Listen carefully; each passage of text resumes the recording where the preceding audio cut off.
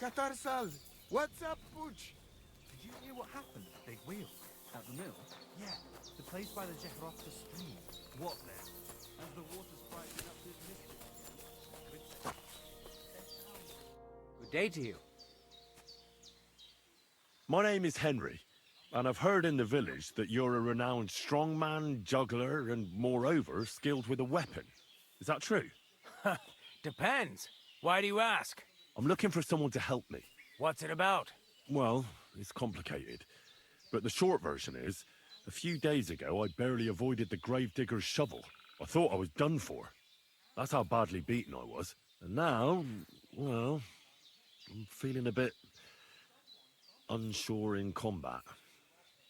I'll need to regain my confidence, if you know what I mean. Aye, that I can do. If what you say is true, I could really help you out, friend. I've been missing a good fight around here. What would you like in return? Oh, please. I'll do it out of sheer kindness. I don't have anything to do right now anyway. You can pay me next time.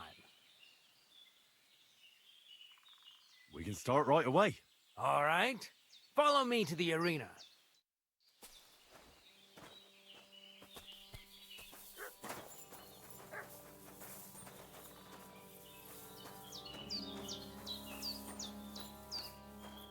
Should we begin? Here's a practice longsword, so we don't hurt each other. Let's see what you've got. We'll start with exchanges, and if you do well, we'll try something harder. If you're going to attack, commit to it. Don't stop after a single strike. Dish out several. Now I'm going to show you a simple technique that builds on that. You'll attack from the right, then left, then right again. Attacks follow one after the other. And you don't even have to break through your opponent's cover. So right, left, and then right again. Exactly. You could also do it the other way around. I'll let you have exactly 3 strikes, so you're not wasting effort just flailing around.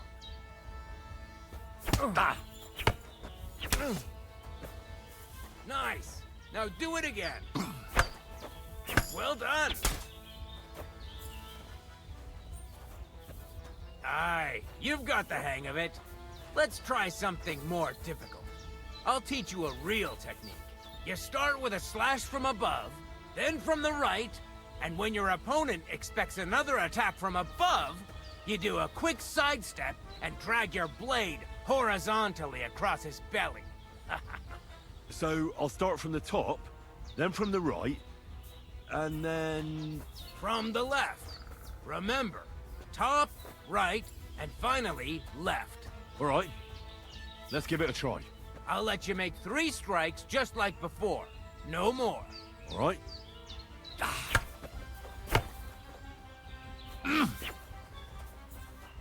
Why didn't you follow through?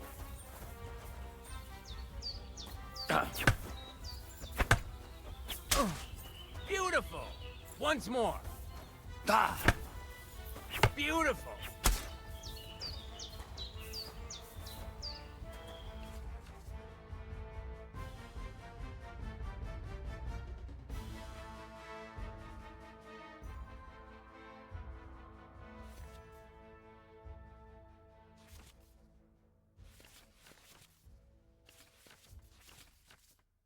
That's that, then. You don't even have to use a longsword for this technique. It'll work with any other weapon. That'll come in handy. And one more piece of advice. Any attack can start with this or that technique. Look, if I attack from the right, your riposte will come from above. And that's the first step of this technique. Think about it. What about other techniques? I'll teach you even more if you want. But it won't be as cheap. And you'll also have to know a thing or two first. If you prove yourself to me, I'll teach you the best technique of all, Meisterhau, also known as the Master Strike. How can I prove myself to you so that you'll teach me the Master Strike? You'll have to defeat me in a sword fight, because this technique only works for swords. So all I have to do is challenge you? That's right. I'll challenge you to a duel then. Ha! I've barely taught you anything, and you're already getting cocky. But very well. At least I'll demonstrate the difference between us.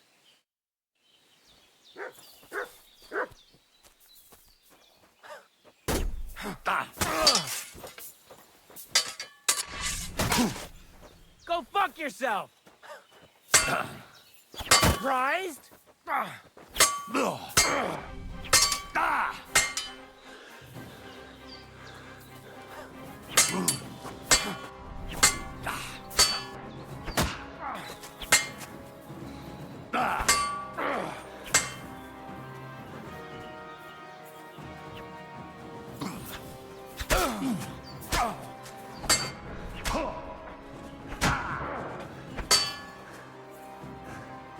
You're no match for me! Cut the bullshit and fight!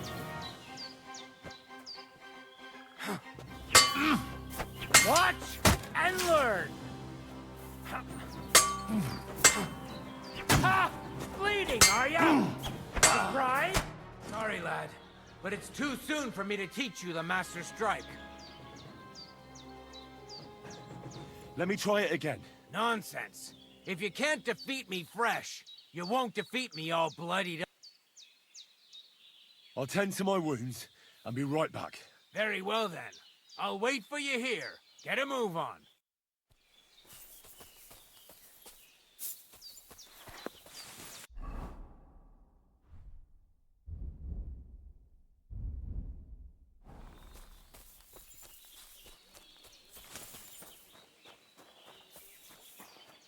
My God, you look... I apologize. Excuse me.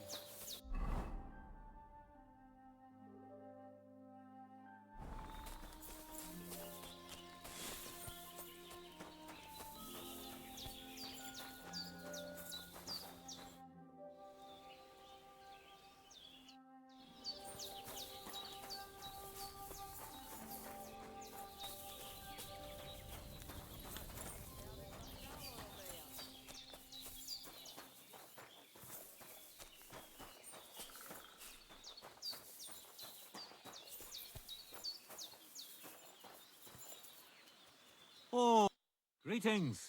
What?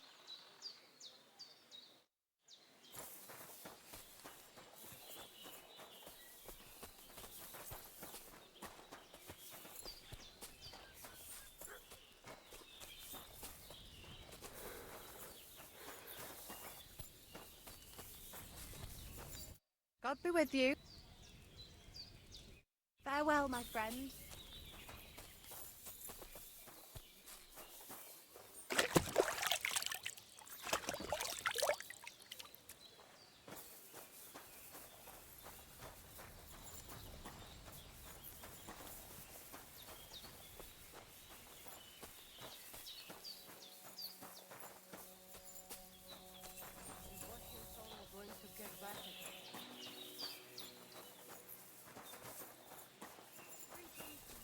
Christ, pardon me.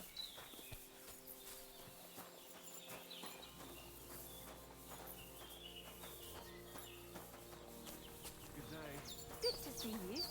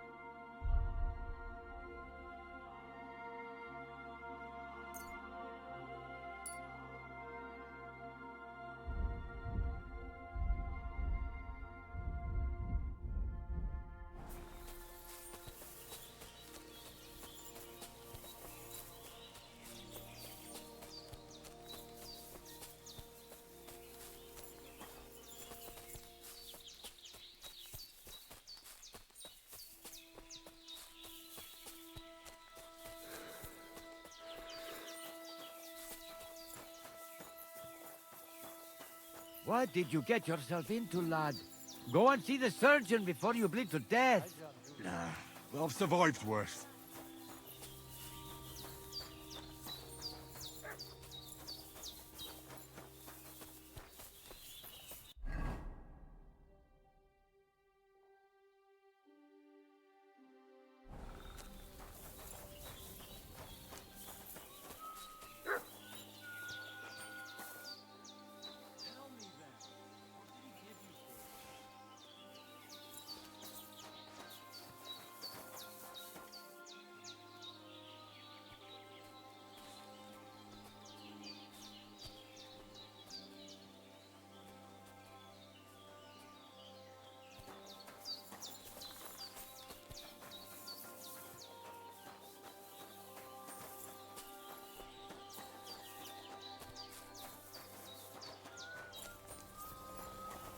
Excuse me.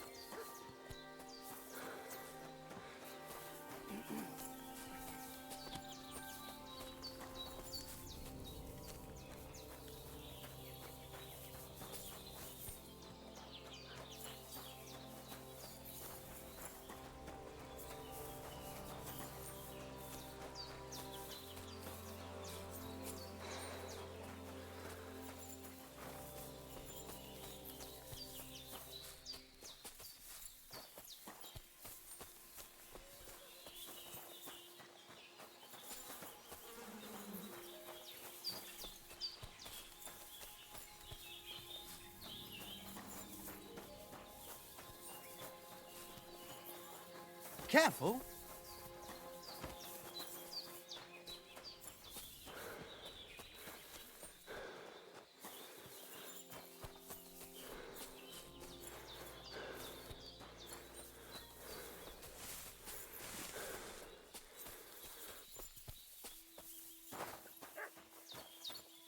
Shall we begin? Hold on. I won't fight you. I'd beat you without breaking a sweat. Either go and fix yourself up first, or come back when you're feeling better.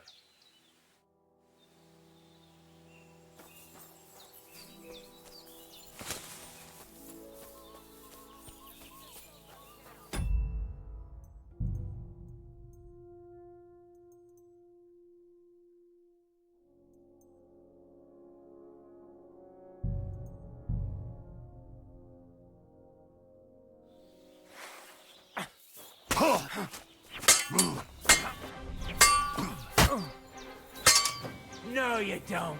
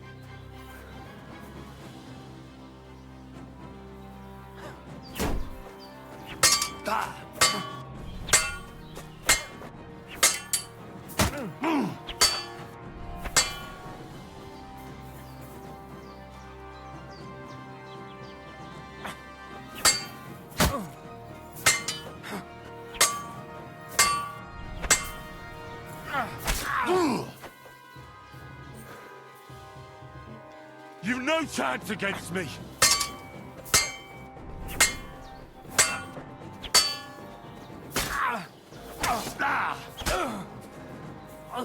Christ! Shit!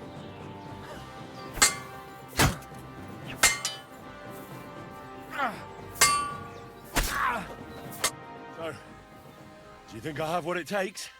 All right. You deserve to be taught the Master Strike. Here's a training sword so he won't get hurt. Let's get to it. The pinnacle of swordsmanship. are so-called master strikes.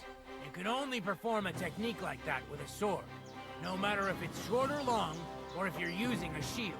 What you do need is a blade and a guard that protects your hands. Master Strike is a technique that allows you to counter an opponent's attack with your own. A swordsman that can learn such a technique is undefeatable. Let me show you. Attack me from the right. Surprised? Now you try. Master Strikes are what elevates the swords above other weapons.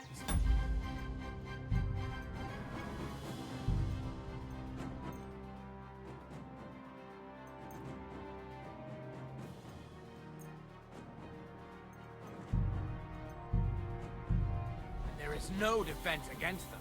You've learned how to parry your opponent's attack with a properly timed block.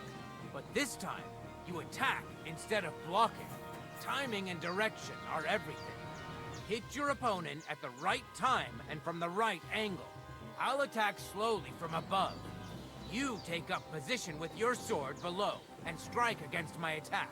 But enough talk. Come and try it yourself. No! You need to attack too! Snap out. All right, let's try it once more.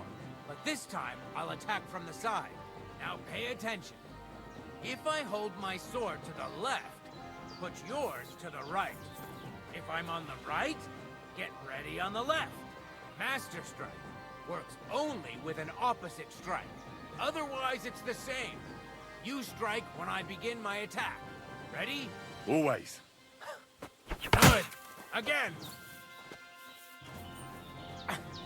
That's the way. You're getting the hang of it.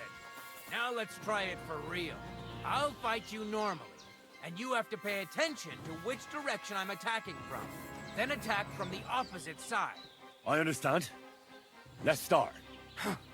You're getting the hang of it. Again. That's not it. You have to attack me too. Beautiful. Try it again. Here's a few more tips. If your opponent knows how to perform a Master Strike, don't give them an opportunity to use it. Try not to attack from the opposite side. Now for the most important part. You can use a Master Strike to defend against an opponent's riposte. After a perfect block, your positions are always set. Your opponent knocks your sword to the left, then attacks with a riposte to the right. Until that point, you could only defend yourself with a perfect block. Now you can surprise your opponent with a Master Strike that he hasn't a hope of blocking. Understand? I think I understand. Good. That's all I can teach you. Now, it's up to you to learn how to use the Master Strike in combat. I'll do my best. Thanks, Tomcat.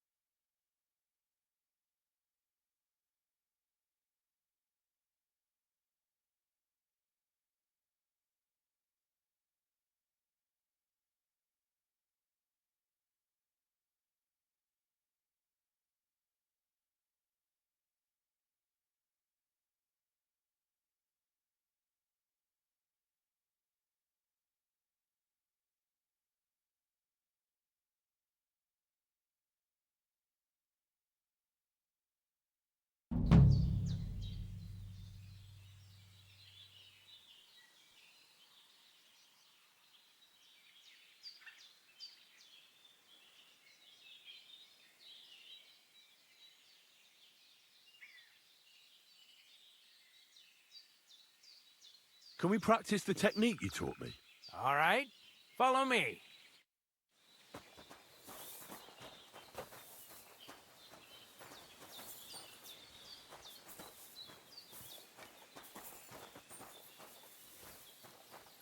Shall we begin? Sure. Here, so we don't hurt each other. Thanks. So what's it going to be this time? Same as last time. You Remember that trick I showed you? Sure. Right slash, left slash, then right slash again. That's right.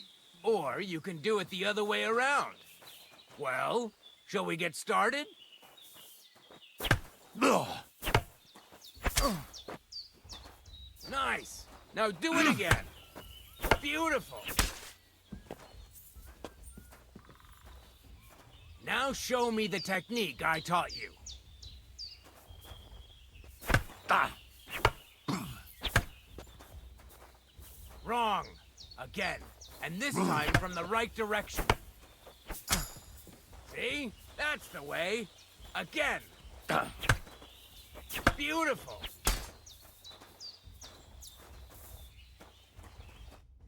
You're good. You said yourself that What now? Let's try...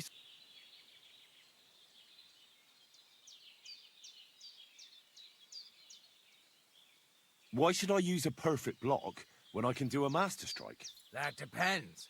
Sometimes it's good to exchange a few blocks and counterattacks, then unexpectedly finish with a master strike. Your opponent can't use a master strike if you don't attack from the opposite side.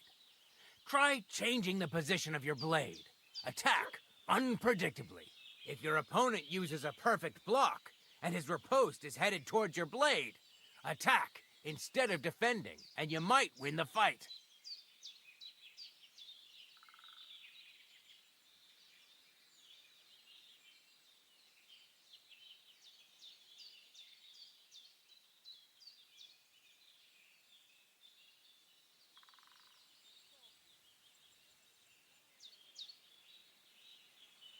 What's better, the master strike or combos? Combos are purely offensive techniques. They're strings of attacks to put your opponent in a position you want. Then you can finish them off with a stronger technique. But even your combo can be interrupted by an opponent's master strike. When your combo doesn't work out, your opponent interrupts it with a block and attacks. It doesn't mean the fight's over. Just use a perfect block. Or you can even use a master strike. That's enough. Supposing I just want... Stop by when I'm over by the pen. I don't have time for you right now.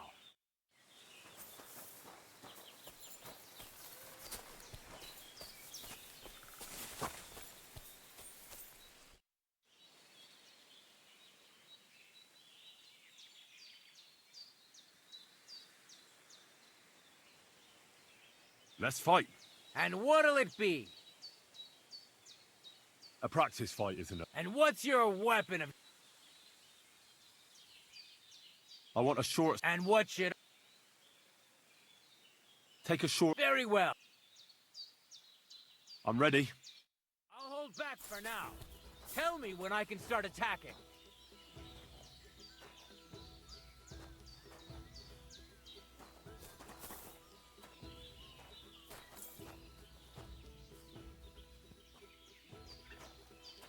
You're no match for me!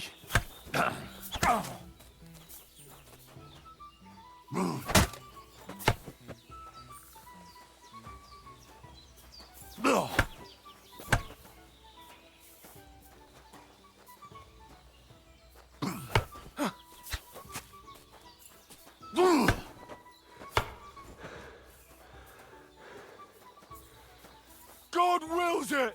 Stop just defending yourself. I understand.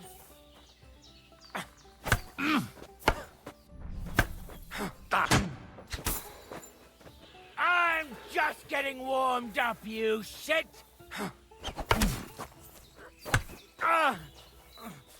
Shit! What the...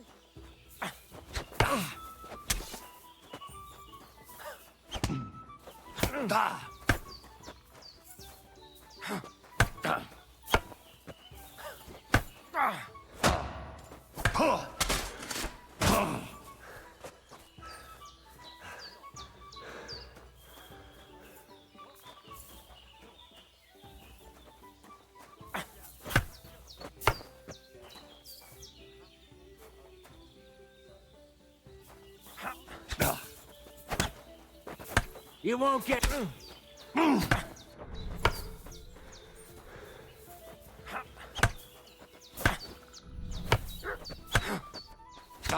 You!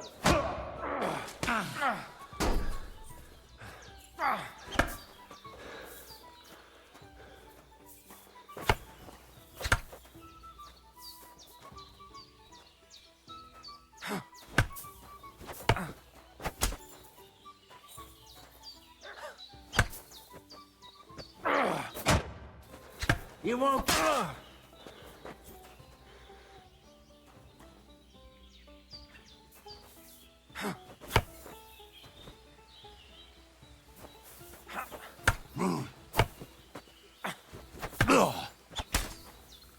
What the fuck was that? Go fuck yourself! You wanna try me? Surprise?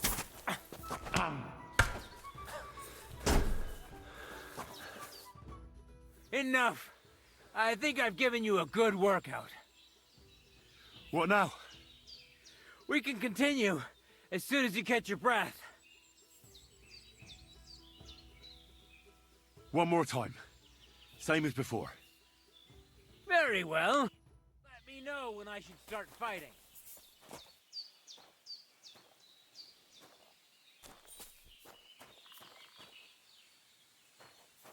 Start attacking again. As you wish.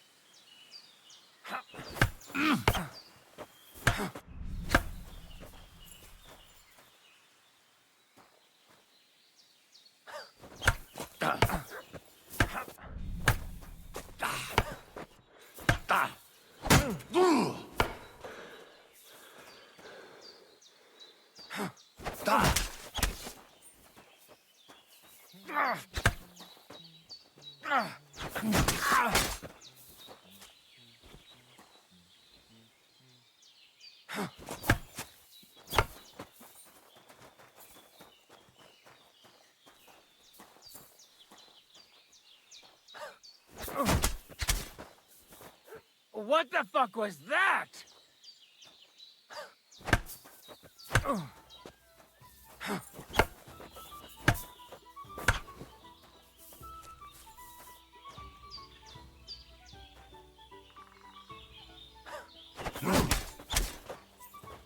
What the fuck was that?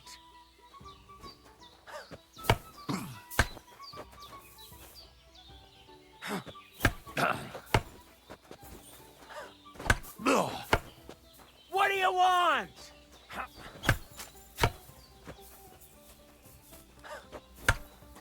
Surprise? Now you're in trouble.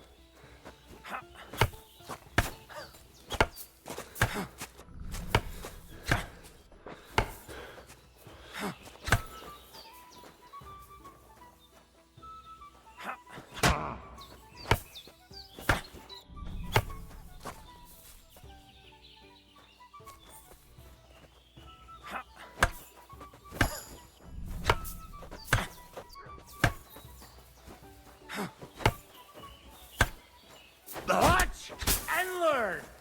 Now you're in trouble.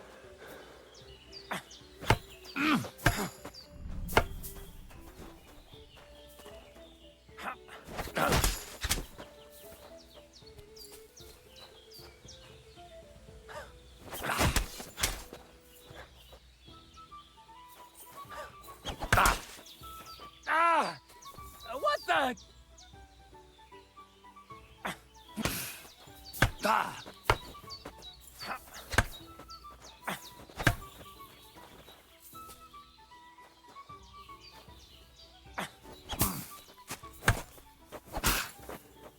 Take that, you shit! What the?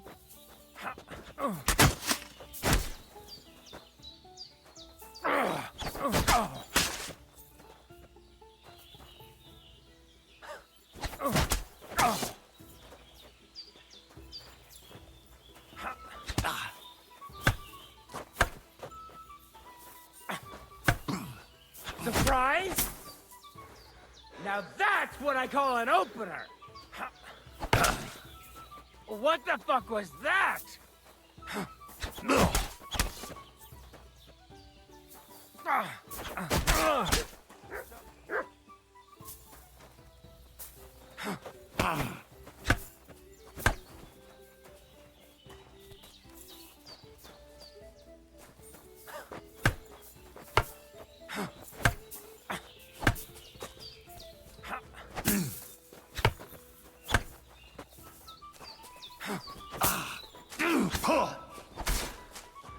You won't be able to take another one like that!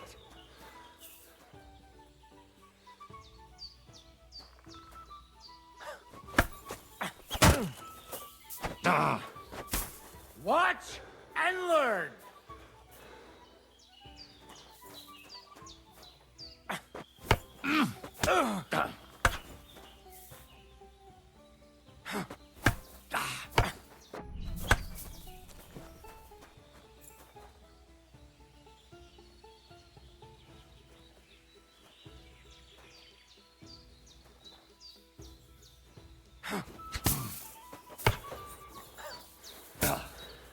That's enough.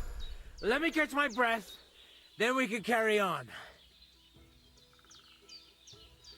I'll come back once I'm rested. I understand.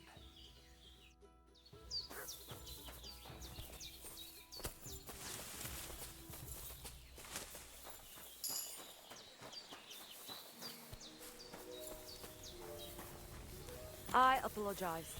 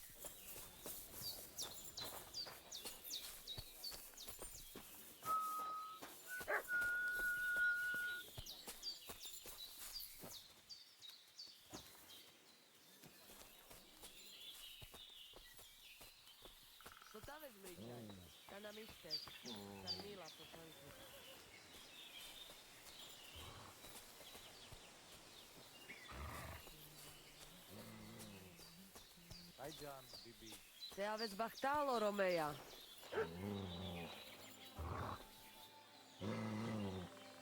Here you go. Take it.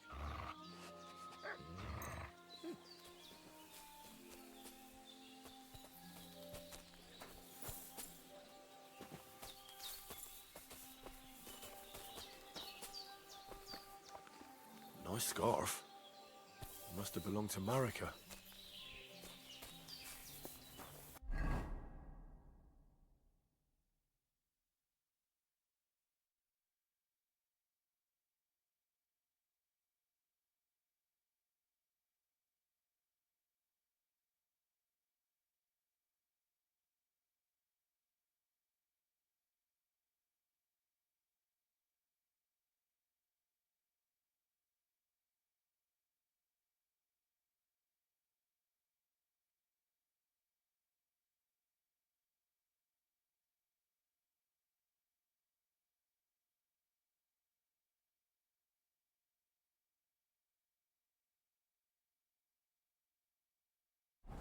Kaj jazz, more.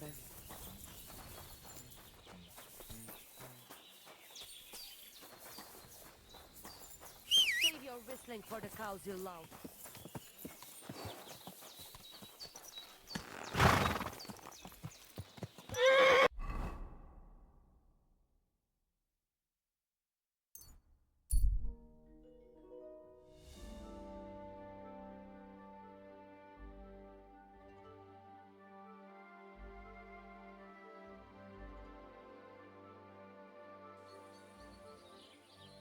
Fair maidens and women of virtue, gather round and listen. My God.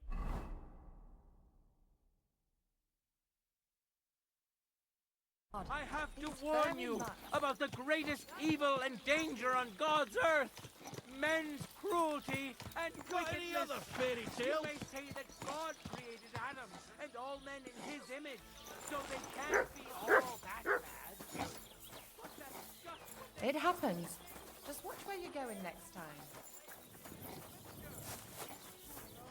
really in it, and what they've made up. And if only crime was the worst of it. So full world, steal and kill and rape poor and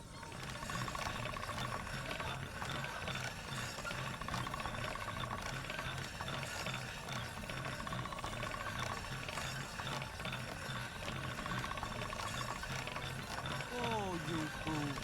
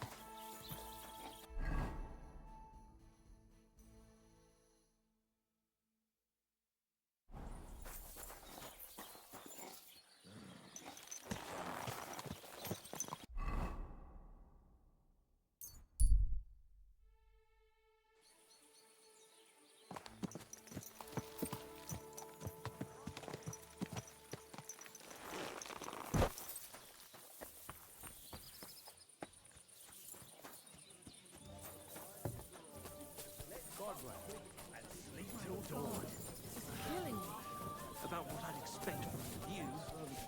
How can I?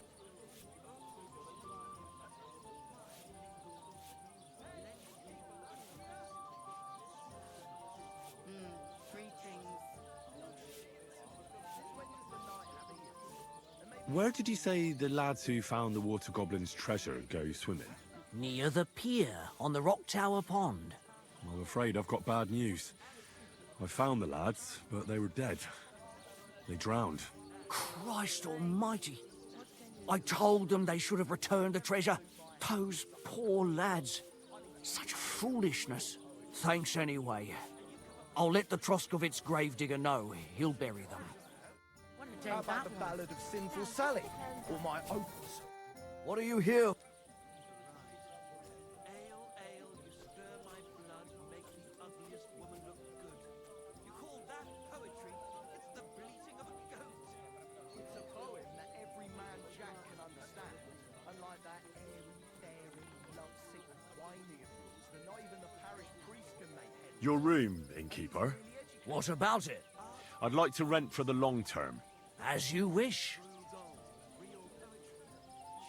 There's no talking to you. Let's drink. Agreed. Here's the money. I knew we'd come. Anyone can sleep like... Filthy again. Damn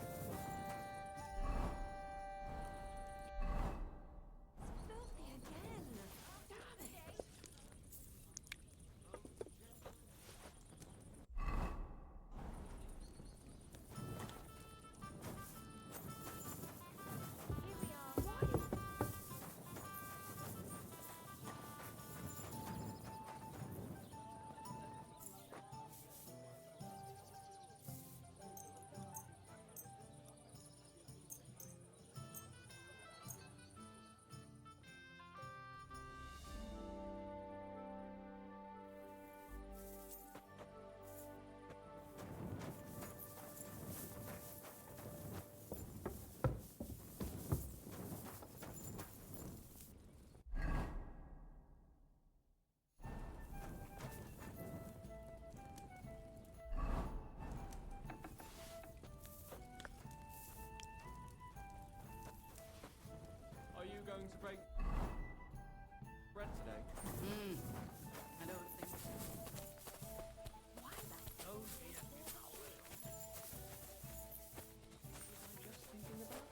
God bless.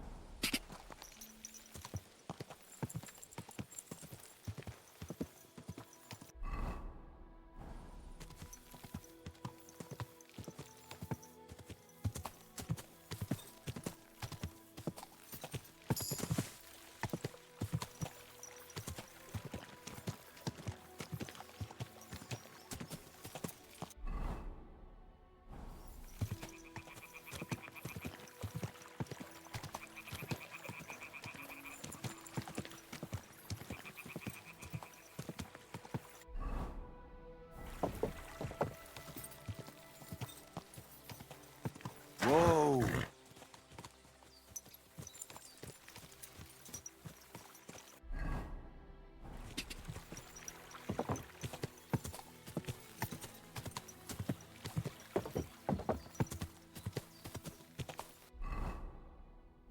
Whoa!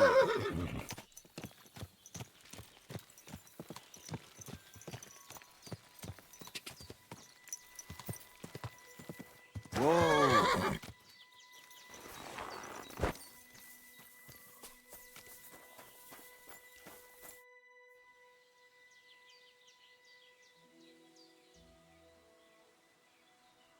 Thank you once again for saving Sir Hans's life, and mine. I promised I'd pay you back, and I keep my word.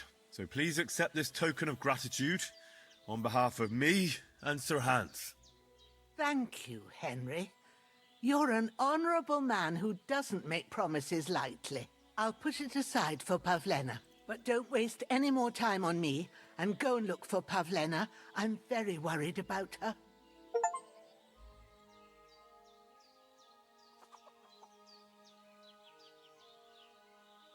I'm looking for Marika, and I heard you know her. I do. I know her quite well, in fact. But what do you want from her? She's lost, and I'm trying to find her. Henry, I think you'd best leave her alone. Why? If she's in danger, I can help her. Marika was here with her lover, but he was in rough shape. Blood everywhere. What? Her lover? What happened? Aye, with Bohush from Samin. Poor girl. She was terribly afraid of something. I begged them to stay here, said they were in no danger here, but nothing came of it. I went to pick some herbs, and when I came back, they were gone. Do you have any idea where they might have gone? Marika told me a few times about a cave chamber in Apollonia, but I've never been there myself. In Apollonia? That's a long way to go. At least you can see how scared she was to stay here. I fixed Bahush up the best I could. I hope they made it. Do you know where exactly it is? I do. You start from Trotsky and go in the direction where the woodcutters cleared the biggest gap in the forest. The entrance should be somewhere on the right side of the valley. There should be one. I remember that. Thank you. Thank you. Take care now.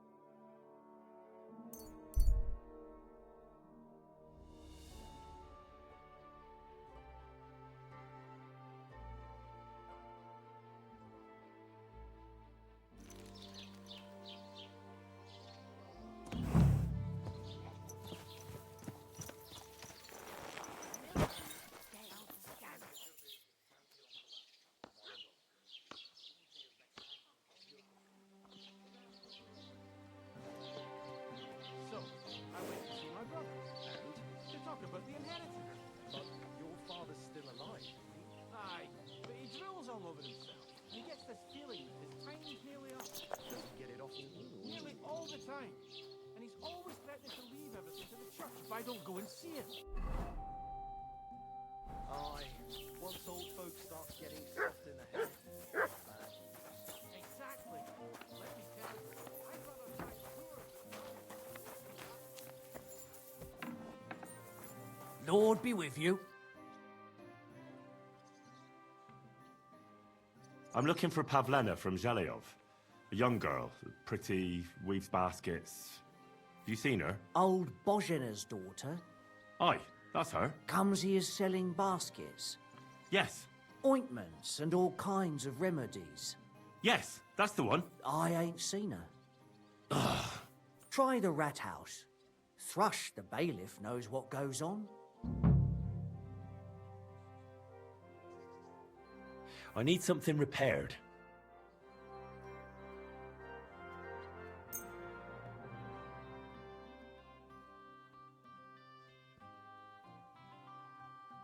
Word about the price. Well, Satisfied? that's almost... You'll convince... Excellent. You made a fine purchase, good sir.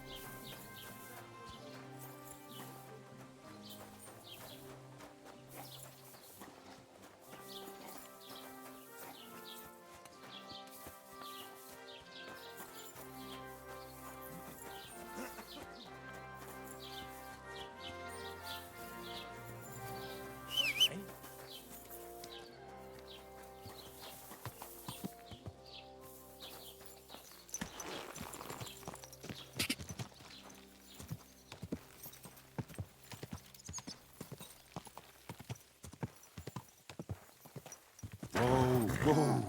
My God.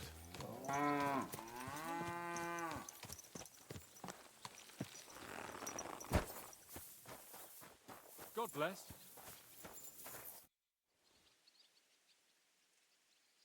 I'm looking for Pavlena, the daughter of Bozhena from Zhelyov. She comes here selling baskets and other items. Aye. I know her. Do you know if she's been here in the last few days, Master Bailiff? I'm a bit worried about her. I haven't seen her myself, but you can ask around the village. Try the houses along the road to Zhelyov. She'd have to pass that way.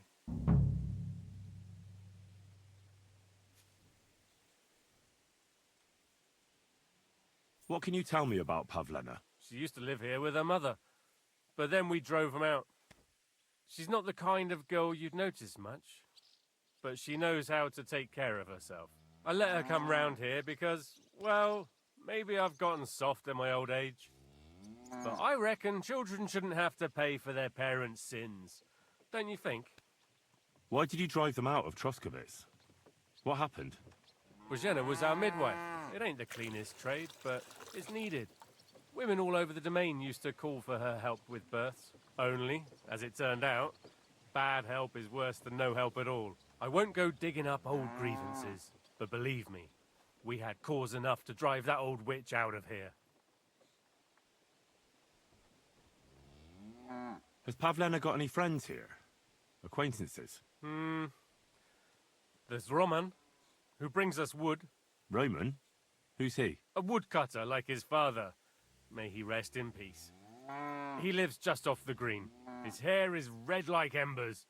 You can't miss him. And Pavlena's on friendly terms with him? You could put it like that. Roman's pa wouldn't be too happy about his son being with an outsider like her.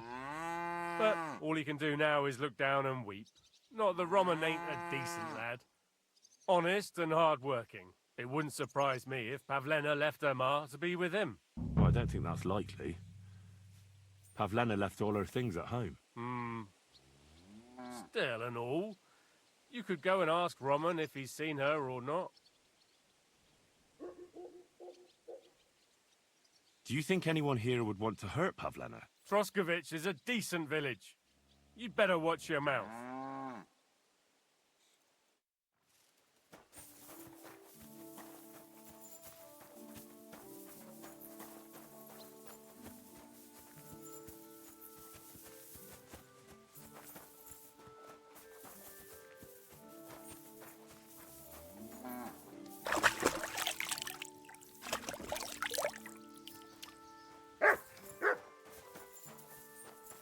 Oh, you nut.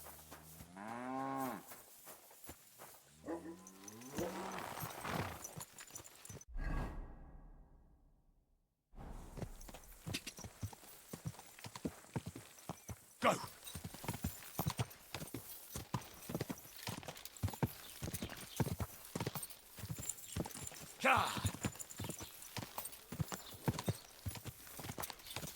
Whoa!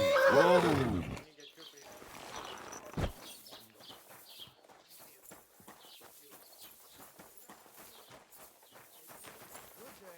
Greetings to you too.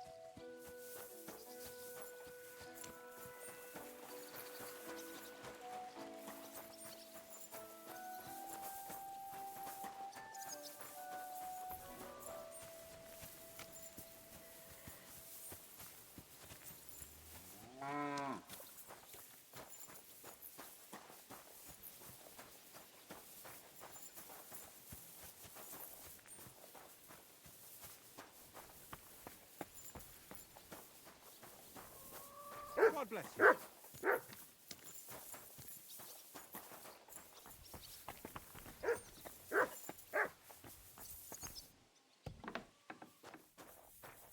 What's all that barking for?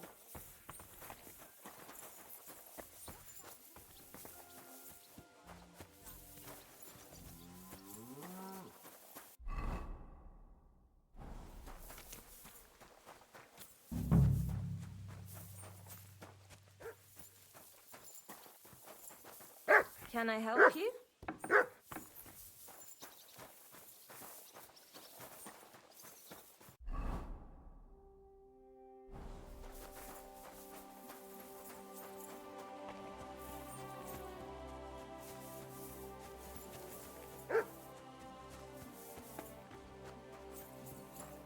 Roman! Me! Dusko! You silly doggy.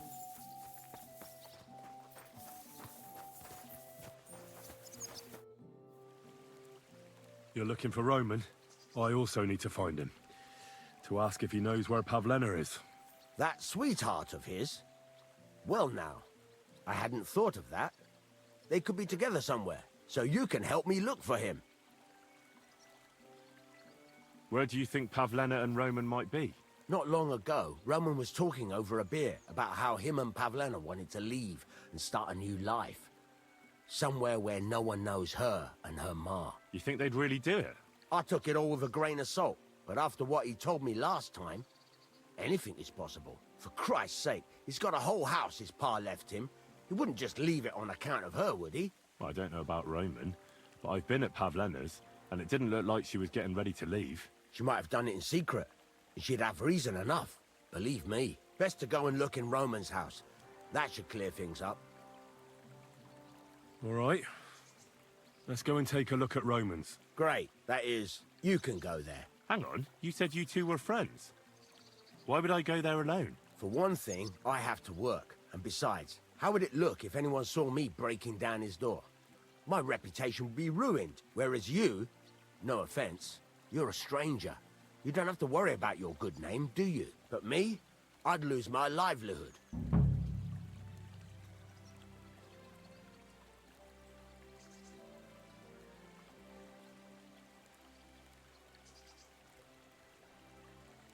Well, I can do it. But you ought to give me something for insurance. I'm the one sticking my neck out here.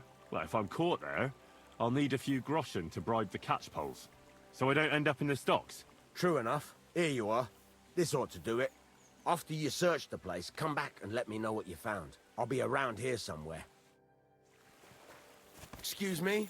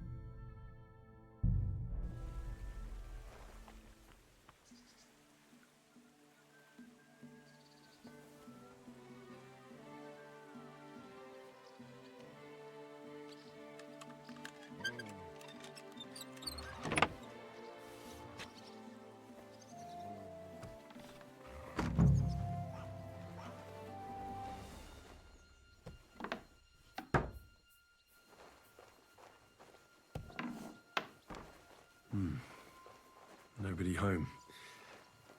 But maybe Pavlena was here. It's set for 2. Freshly eaten. And there are the baskets Pavlena came here to sell. They were here for sure. Maybe they just went for a stroll. Dushko might know about their favorite spots.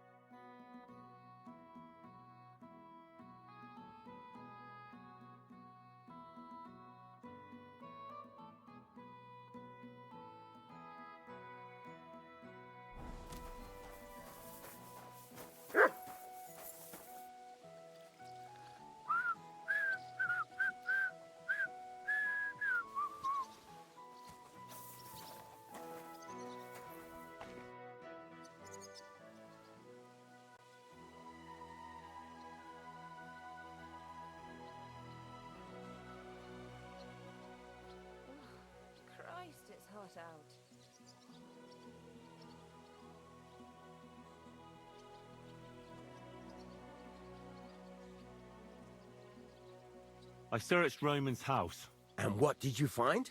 Now, there's no one there, but Pavlena had been there for sure.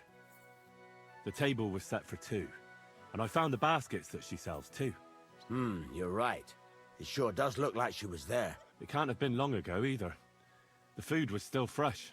Any idea where they might have gone? Well, they've got a favorite spot down by the stream. You could try looking there. Where exactly? There's a ditch leading from Roman's house to the stream. Follow it down the hill. When you come to a place where the stream flows between the two big boulders, turn left and go straight. There it is, under an old linden tree. All right. Thank you. But, mind you don't walk into the middle of anything, awkward. And tell that lazy bastard to get his ass to work. I'm not going to do his work for him. God be with you, good sir.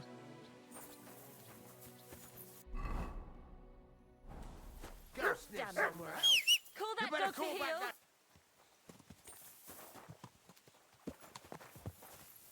Leave it! Shoot! That wasn't so hard.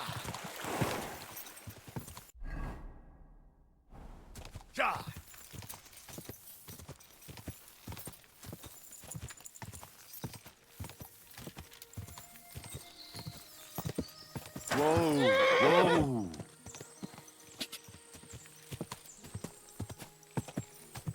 Whoa!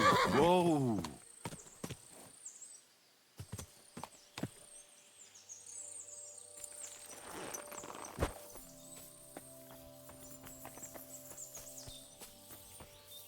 This must be the place Dushko was telling me about.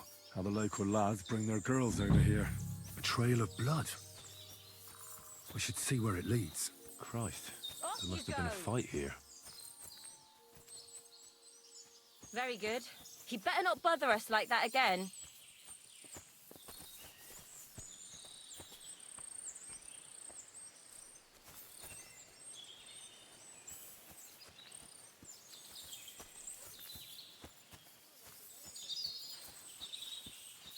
This is surely Pavlena's.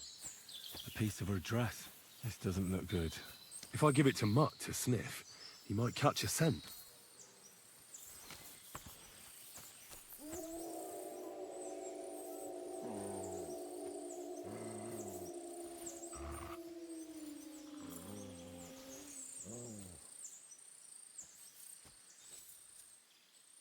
It's covered in blood. Used as a weapon, maybe.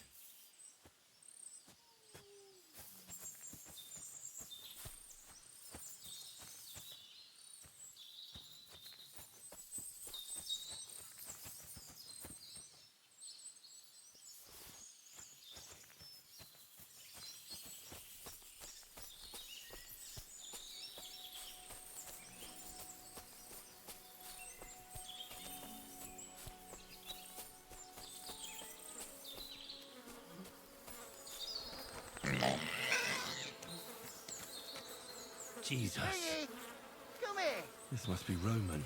Someone buried him here. Mother of God. And the body's been munched on by a pig. I should try and find out who's herding those pigs. Maybe they saw something. Ladybird, you stupid swine. Ladybird, come. I found a stray pig. That's great. I lost a sow somewhere. Where is she? Not so fast. It's munching on a corpse back there in the forest. Blessed Virgin. What corpse? My guess is it's Roman, a local woodcutter. By all that's holy. I saw him going towards the woods with his girl, and now you tell me he's dead. Surely she didn't kill him. Oh, Christ.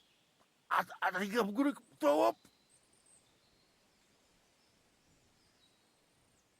You say you saw Roman with his girl. You mean Pavlena? Aye, that's the name. Pavlena. I saw the pair of them going down towards the stream.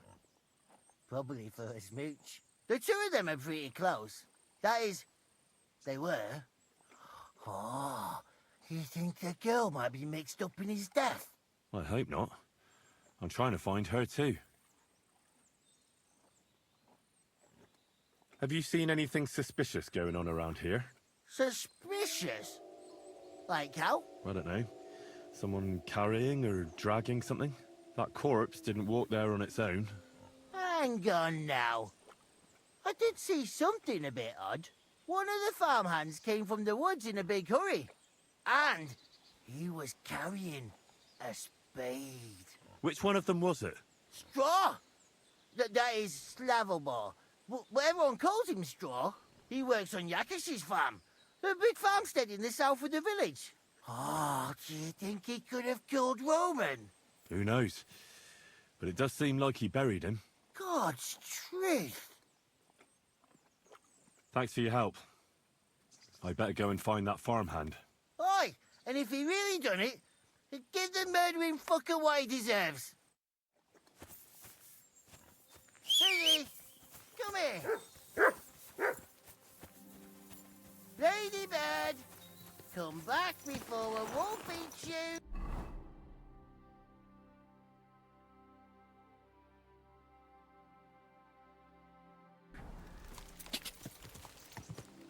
Quick!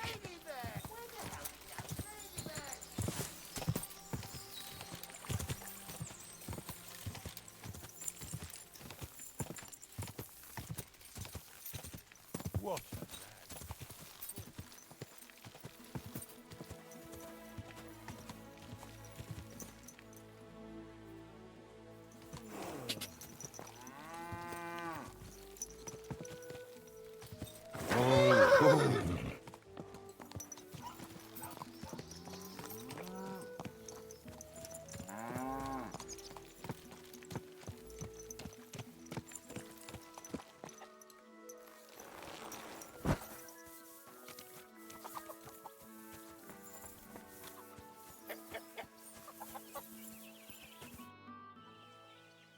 Are you the one they call Straw? Yeah? Why? I know everything. I know you buried Roman's body in the woods. What? How could you? That's not true! It's no use trying to wriggle out of it. I have a witness. Shit. Fuck! I didn't want nothing to do with it, I swear. It's all that girl's fault. Where is Pavlena? I ain't telling you nothing.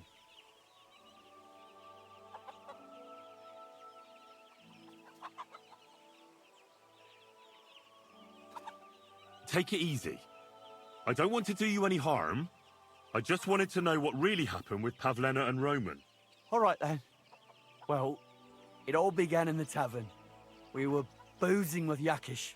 He don't go to the tavern much, but when he does, me and my brother go along too. Even though we're just his hired farmhands, he buys us wine. Yeah? Go on. When Yakish got drunk, he started remembering that day when his wife and son died. It happened during childbirth.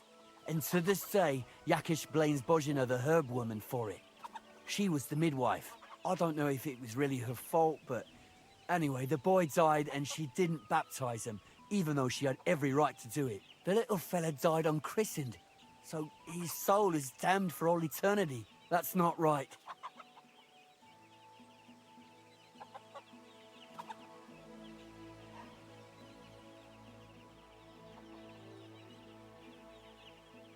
Actually, children who die unbaptized aren't damned.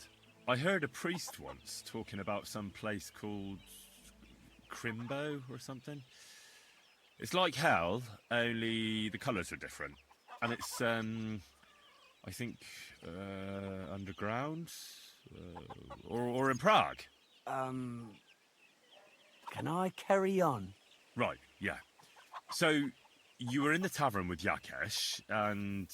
When he had 3 or 4 jugs inside him, Yakish started on about how he'd give anything to see Bozhina suffer the same pain as he did. It wasn't enough for him that they drove her out of the village that time.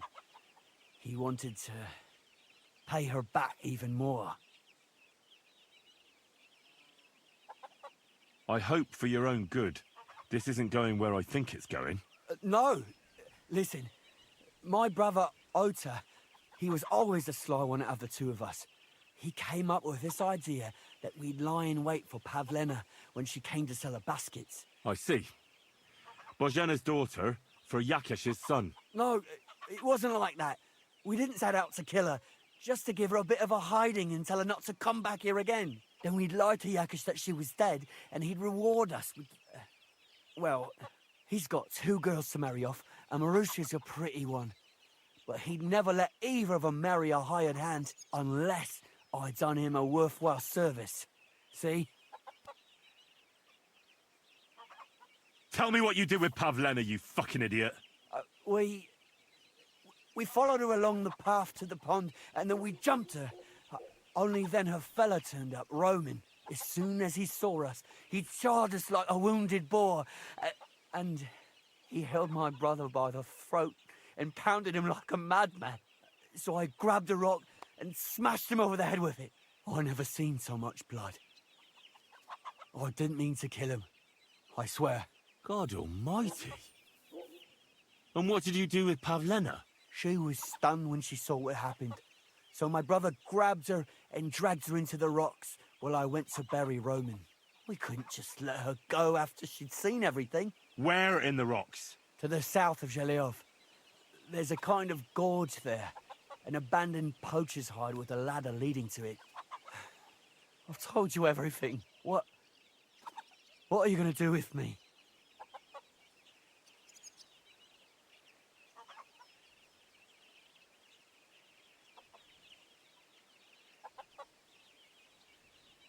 Both of you should be tried justly for what you did.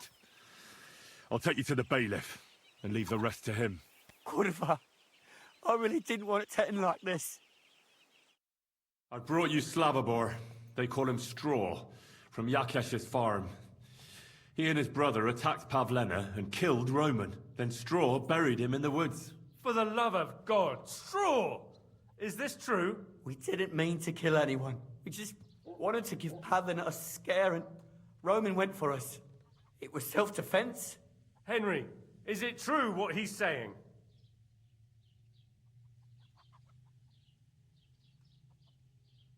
Christ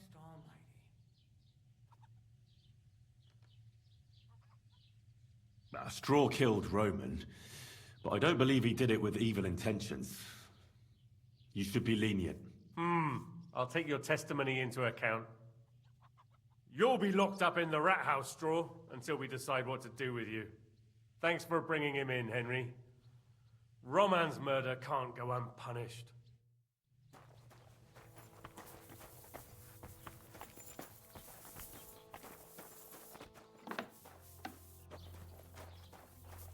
What did I do to you? I'm sorry. I wasn't paying attention. Good to see you.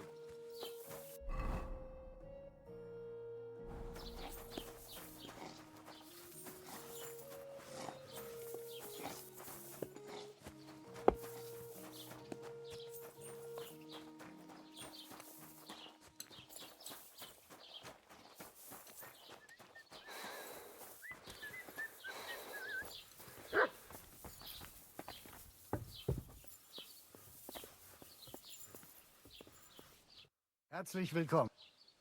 I'll have a look.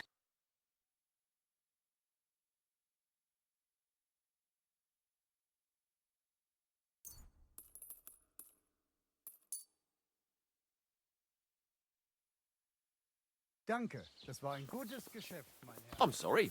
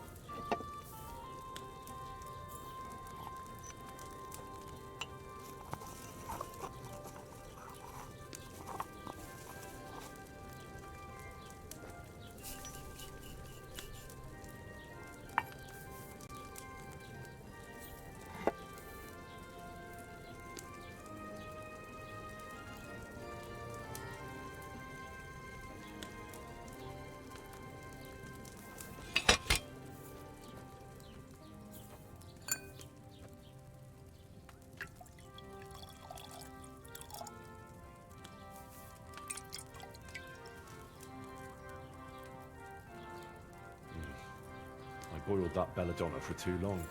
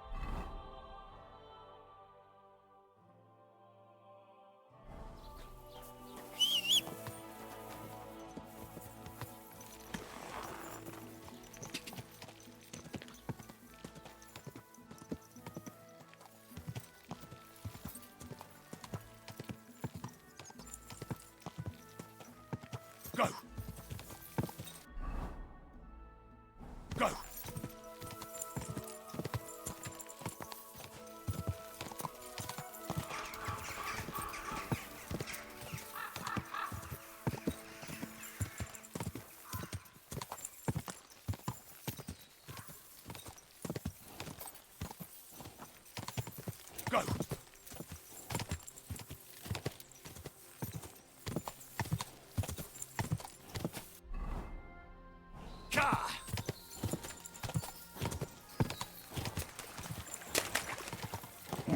Come on.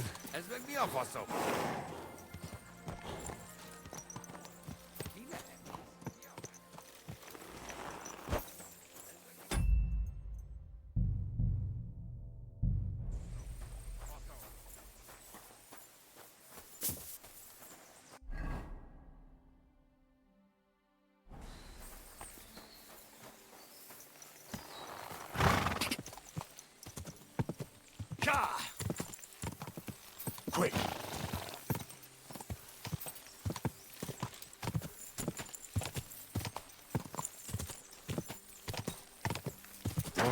Whoa!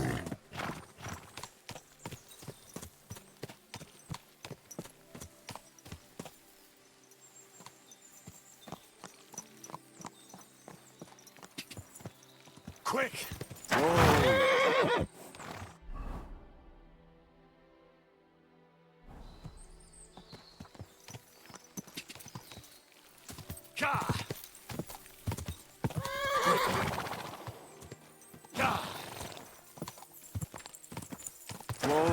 Whoa!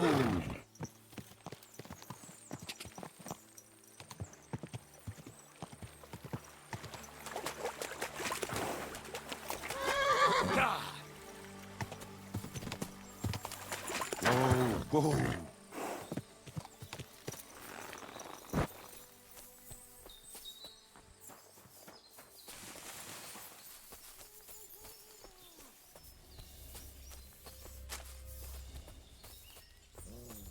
But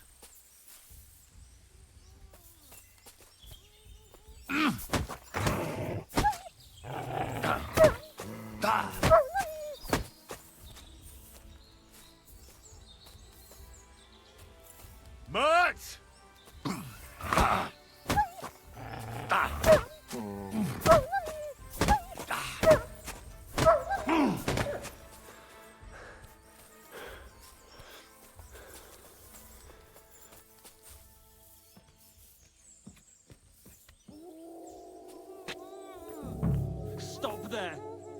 Don't come any closer, or I'll cut her. Don't move, you horse son. Who the fuck are you?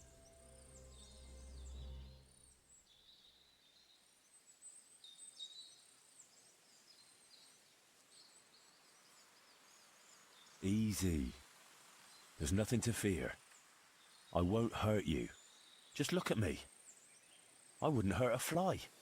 I just want to talk to you. Oh, yeah? What do you want to talk about, eh?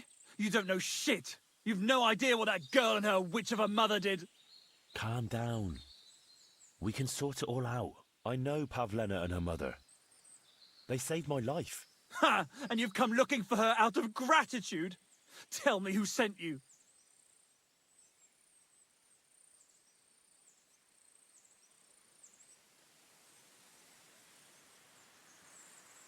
Her mother sent me.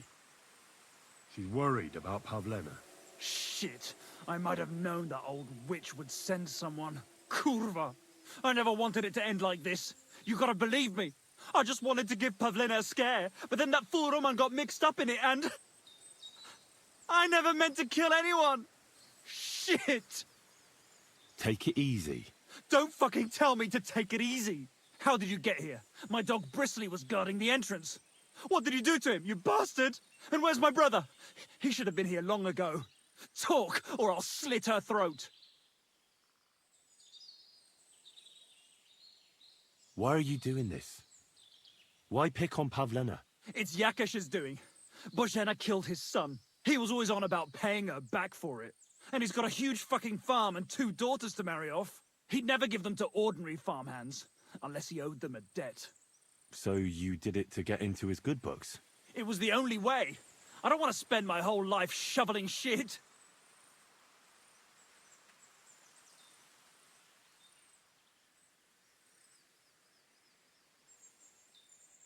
Your brother is fine.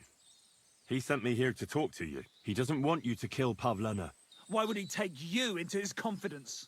I promised him help. And I can help you, too. Quiet, damn it! I have to think. Don't worry, your dog is just fine. I gave him the slip. You treacherous rat! You wanted to sneak up on me from behind, eh? Well, Bristly will be waiting for you. I don't know what more I can tell you. It's time for you to make your mind up.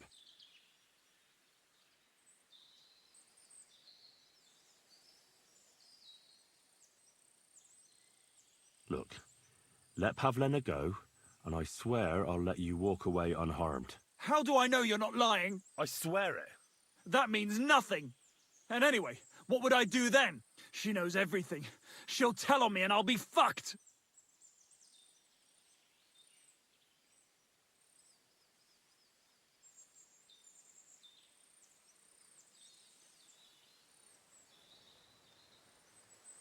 Now, Pavlena can say what she likes, but it'll make no difference if I have a word with Lord von Berghoff. Then you won't have to fear the bailiff or anyone else. What? You could do that? Sure. You can see I belong to the gentry. That could maybe work. All right. I'll let her go. All right. All right. Just take it easy. You swine! I'm letting her go. Die! Look! Die! Die! That's for Roman! You bastard!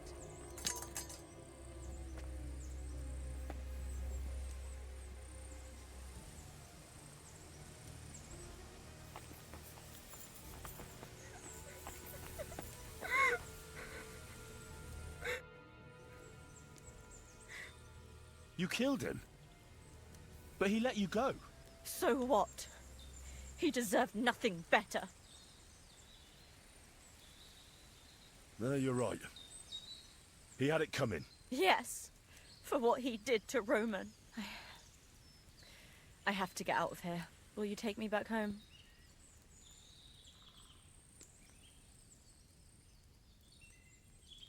Sorry, but I want to clear something up before we go. What's that? Are you alright? You're not hurt? No, I'm fine. Just a few scratches. It's nothing. How did you get here? Me and Roman were going down to the stream. He went back to get something, and I went on ahead. Those two bastards jumped me by the stream. I don't know what they wanted to do to me, but Roman stepped in. Only one of them grabbed a rock and... I know. You don't have to say any more. When it was all over and Roman was lying on the ground, Otter tied me up and dragged me here. I tried to make a run for it, but that bastard set his dog on me.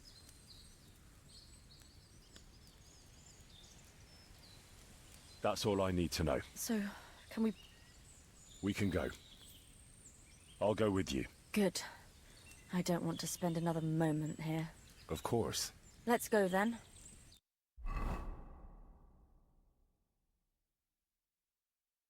Here we are. Pavlena's fine. Pavlena, let me look. Are you all right? I'm fine, Ma. They They abducted her. God almighty. Who would do such a thing? They were hired hands from Troskovitz. And did they do anything to you? No, they just tied me up. But they were Yakesh's hands. They would have killed me. Yakesh? I might have known he wouldn't leave us in peace. Hasn't he hurt us enough already? Isn't it enough that we have to live here because of him? Ma. I knew it would come to this. Henry, I need one last service from you. I'd be glad to help. Yakesh is to blame for everything. For us being driven out, for Pavlena being abducted. And for everything else. Everything leads back to him and his old hatred. We'll never have peace as long as he's alive. What are you trying to say? I want you to kill him. What? Are you serious? Yes. It's either him or us.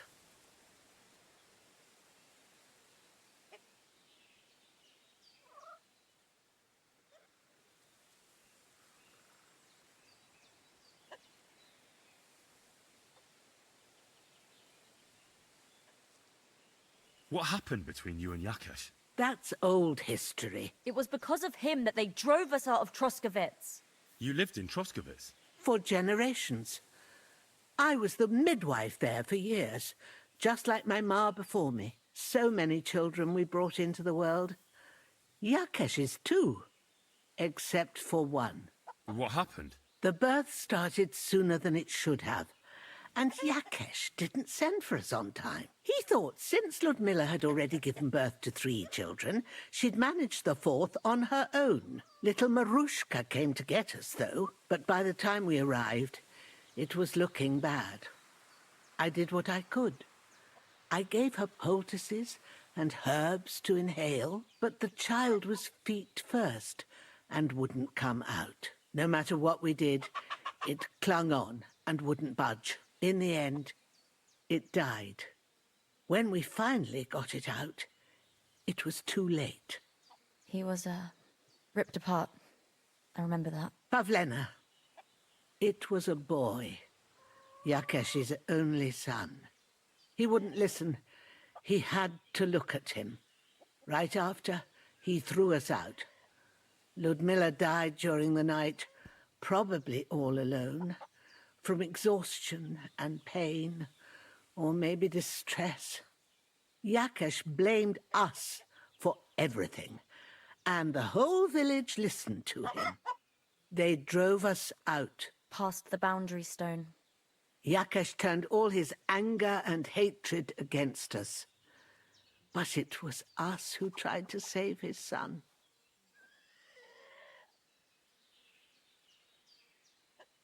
I don't think it was your fault. These things just happen in life sometimes. Aye.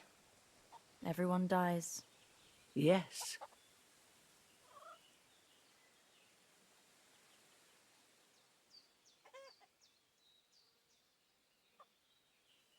Bozhena, don't you know that that path leads nowhere good? They hurt Pavlena, yes, but you mustn't do anything. Murder is a sin. No, Henry. Enough is enough. When Yakesh accused us of killing his son, I did nothing. When they drove us out of the village, I did nothing. When we had to forage in the woods to survive and spent the winter shivering over dying embers, I did nothing.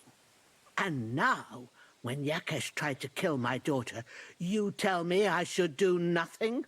No, lad. This can't go on. And what if someone then avenges Yakesh's death on you? Let them. I've had enough. Why would I make peace with someone who only wants to hurt us? I don't know.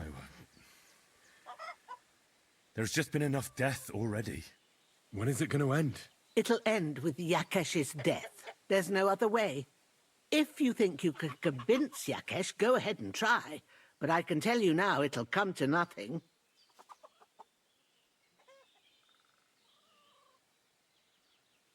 I'm not getting involved in any murder as long as there's a chance of talking it over. I'll try to patch things up between you and Yakesh, even if you don't think it'll work out.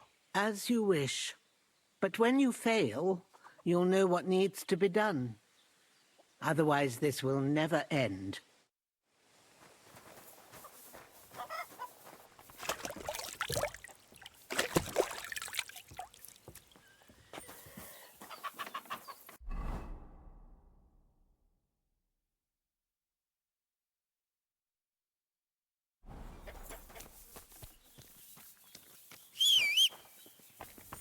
Mert! Oh, he's run off again, the little beast.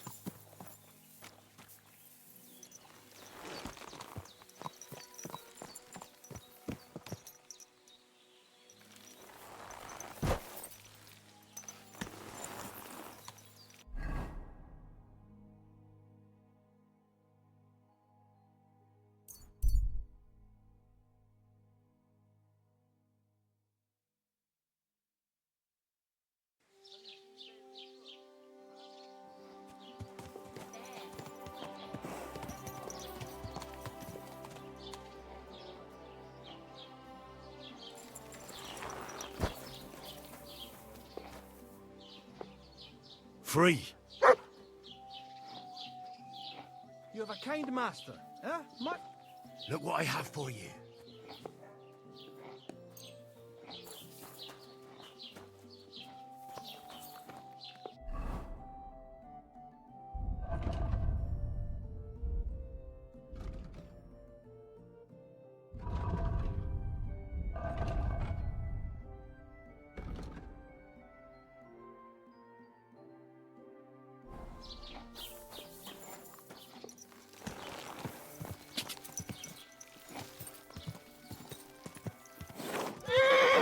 Ka!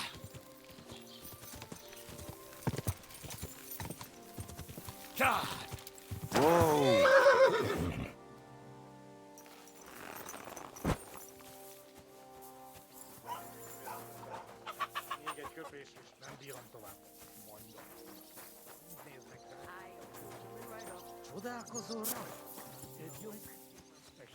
God be with you. Keep the peace, and we'll stay friends. Greetings, Master Guard. And he gets this feeling these times is nearly up. What's he got it off? Nearly all the time. Andy's always threatening to leave everything to the church if I don't go and see him. Oi, once all getting soft. Someone should kick their asses. Really clever as fuckers. Look, I'd rather die. I know relations between you and Bozhena the herb woman aren't good. But it's time to put an end to the animosity. Where are you going with this? That witch deserves no pity. I understand your bitterness. And I'm sorry about your son. Bozhena would certainly have saved him if she could. But whatever happened between you, it has to end now. Bozhena came very close to losing her daughter on account of your feud. Your farmhands abducted her. And they killed her sweetheart. But I had nothing to do with that. They did it of their own free will, not on my orders. That means nothing. They did it because of you. They wanted you to be indebted to them. But that's not my fault. And I don't see why I should have to make up with Bozhena on account of it.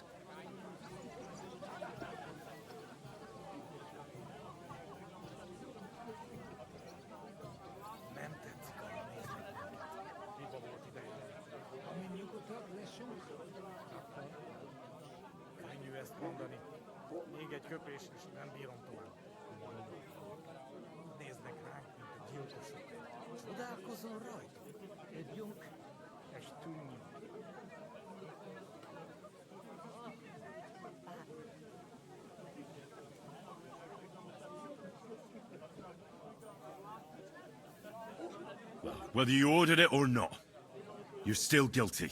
If you hadn't got boozed up and started spouting shit, none of this would have happened. Go to hell. What I say and do is my business. What other people make of it is theirs. So stop fucking bothering me with talk about making amends. Bozhena didn't make any amends to my Yarush. As you wish. I won't try to convince you. Yeah, you'd be wasting. Bashing their faces in will be too good for them. Look at them. Human horses.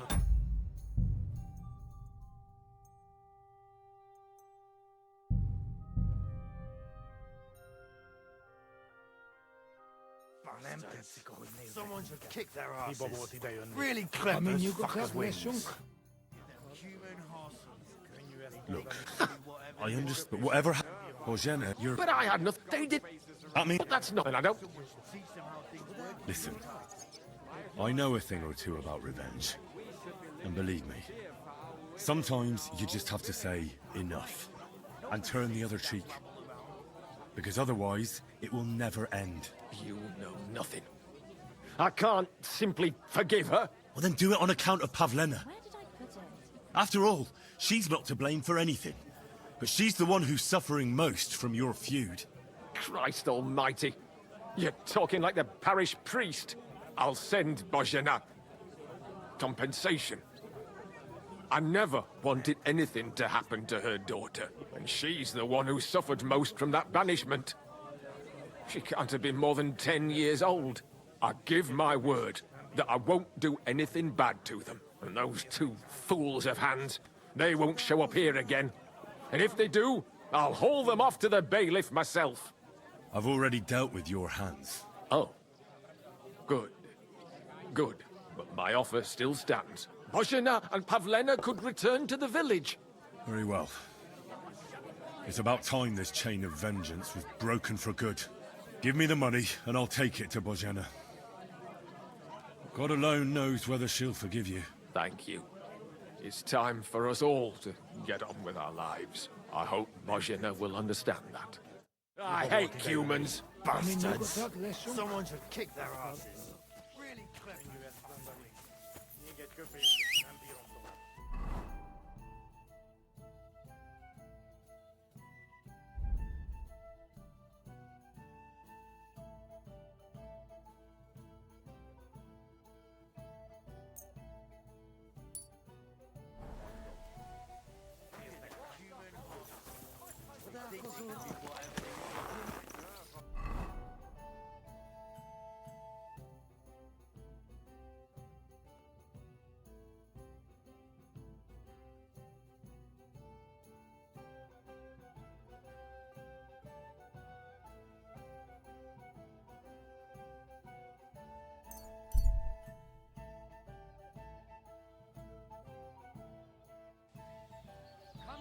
something you won't believe.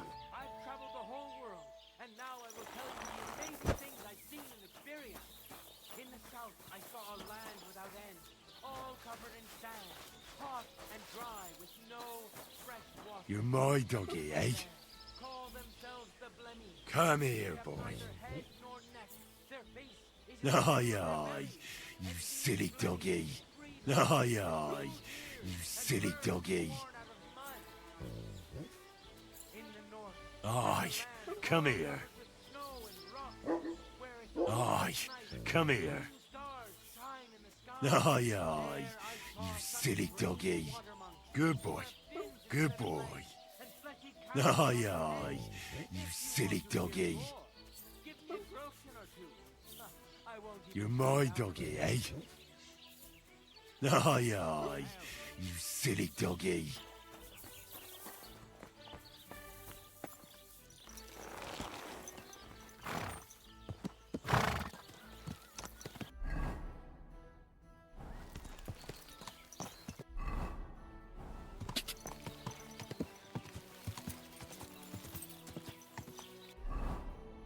Quick!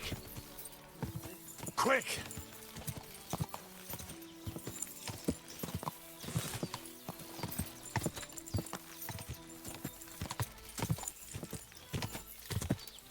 God!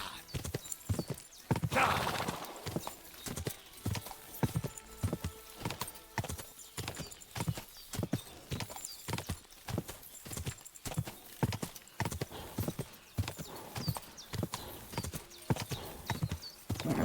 Keep it up. Whoa, whoa.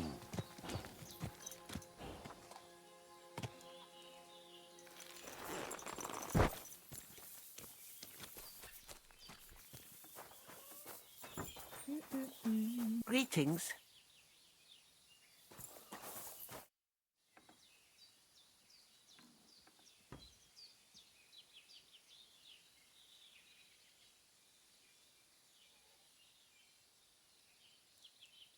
I talked to Yakesh and explained everything to him. He agreed to make amends. His hands acted on their own accord. And he's sorry about it, mostly because of Roman and Pavlena. What does that mean? That Pavlena can go to Troskovitz and no one will trouble us anymore?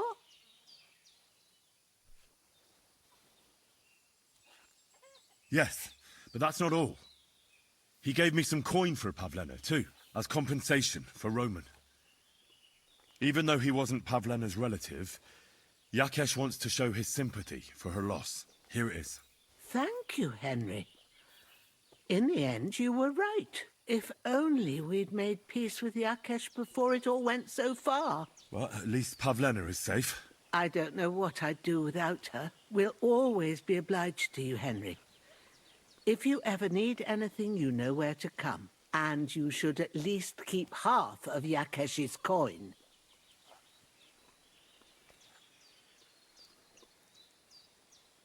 Thanks, good wife. We thank you, Henry. It was good to see you, my friend.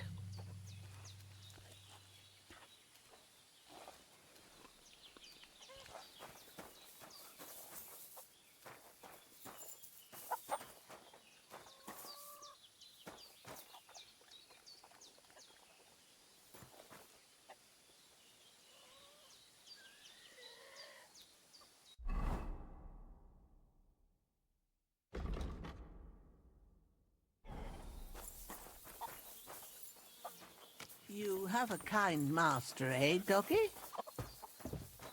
I apologize.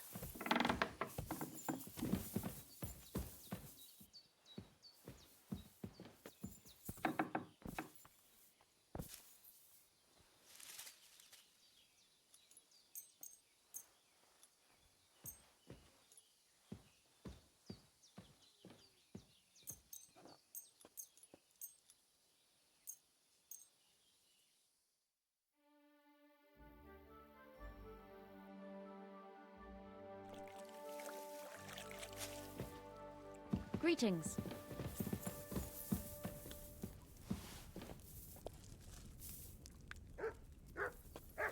You have a kind master.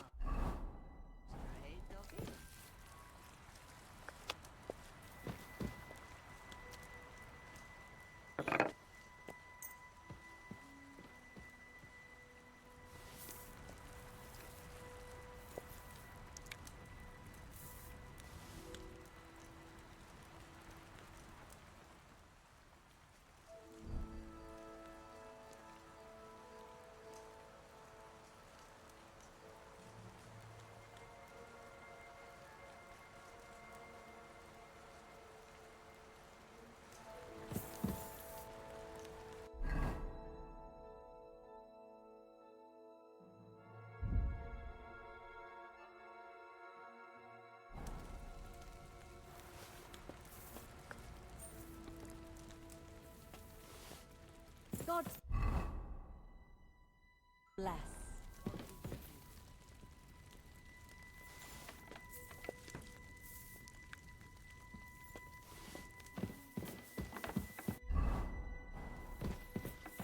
I apologize.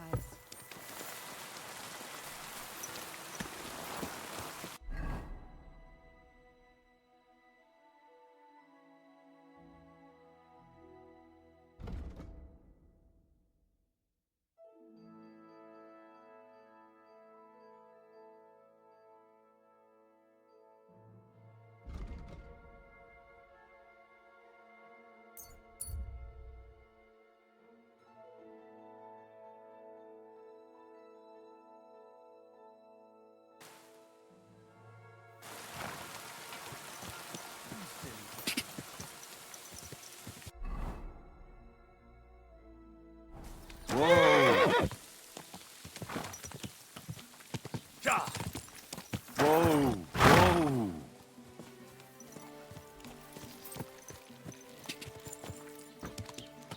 Did you hear what happened to Big Wheel? Whoa!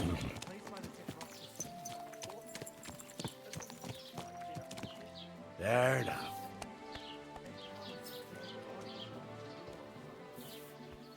Kurva, rain again.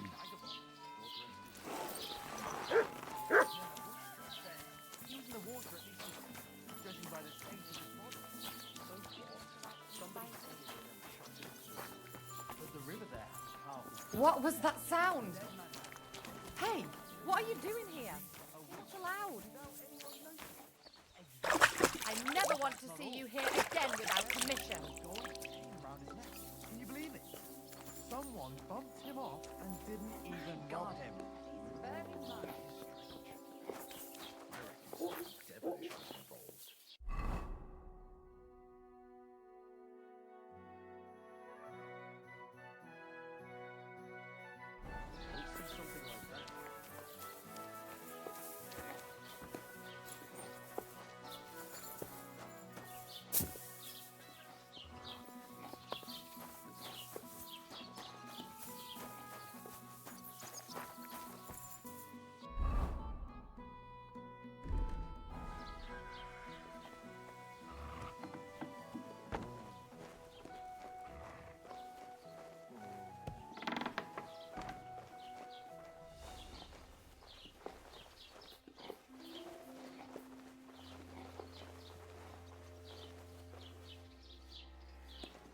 Oh, a nice instrument. Maybe I should learn to play it and become a Robbery! wandering minstrel. Kurva! You thief, you've no business here. Wanted to break in here, did you?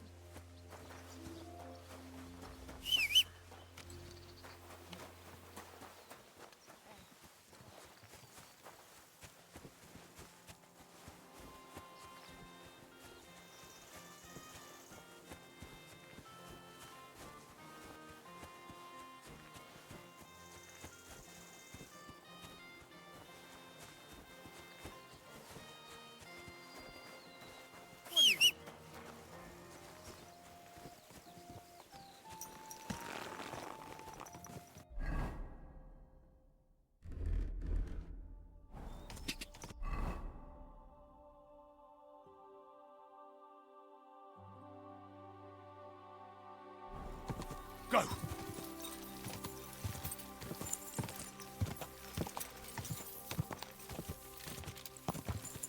Oh, oh. Go!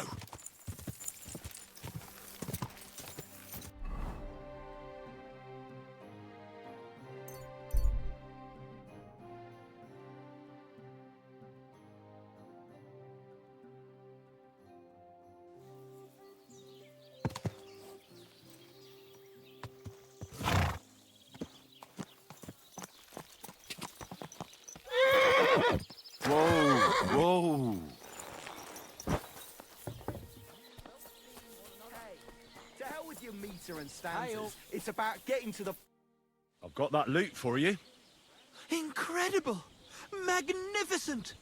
Fascinating. You really got it! Give me that lovely thing so I can fondle her. Such a noble instrument is just begging to celebrate art and life. It's like it's saying, hey, with me in your hands, you'll be able to grab any wench you want. How can you take such a fine thing and abuse it for vulgar gain? Abuse? No, friend. Put to good use.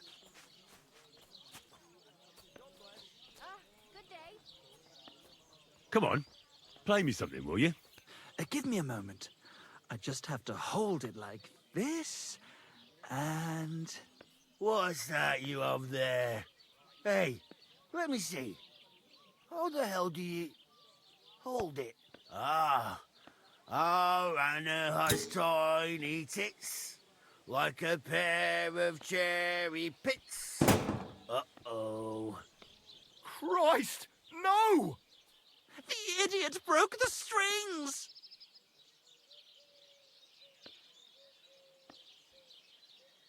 Calm down, these things happen. I'm sorry, but... mate. Oh, I best be off now, eh? Fuck! Shit! You fucking whoreson! Your ma should have dumped you on the manure heap the moment you were born. What's gonna happen with that loot? Use it for firewood. It'll burn nicely with that lacquer. What? Henry, sick him! I mean, give him what for? Hey, why don't we all just simmer down? After all, it was an accident. Yeah, of course it was an accident. Then I wanted to give it a stroke. There you go. Now apologise nicely and clear off. All right. I'm sorry. Sorry. Forget me. Forgive me. Well, forget it. Now what are we supposed to do? Without strings, it's just firewood, you know? Our dreams are shattered. The rose-tinted skies of glory are obscured by dark clouds. We'll be toiling in filth till we breathe our last. Farewell to Kuttenberg. Farewell to you lovely city damsels.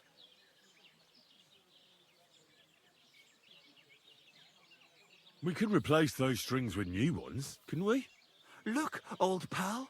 Henry himself is offering to lend a hand. The hunter Vostatek told me once that he made some strings for someone. He can make some for us. Vostatek? I know him. In fact, he owes me. Really? Damn. Too bad he doesn't owe us.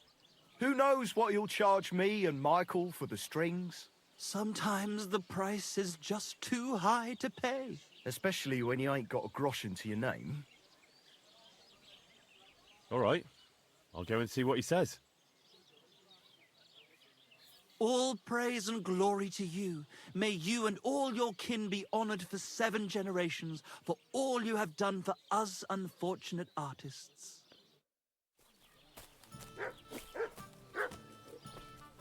Hope the ponds don't overflow.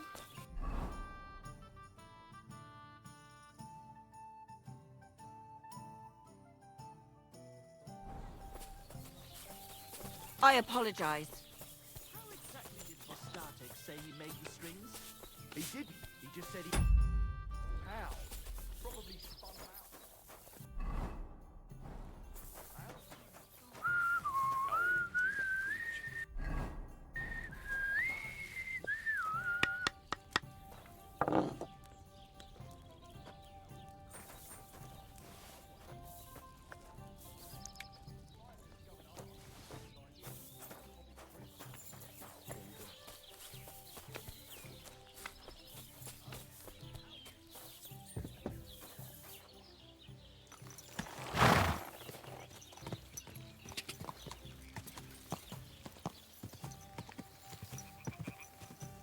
Quick!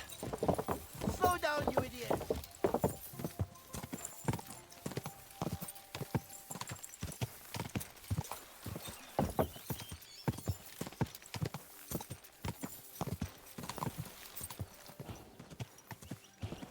Quick!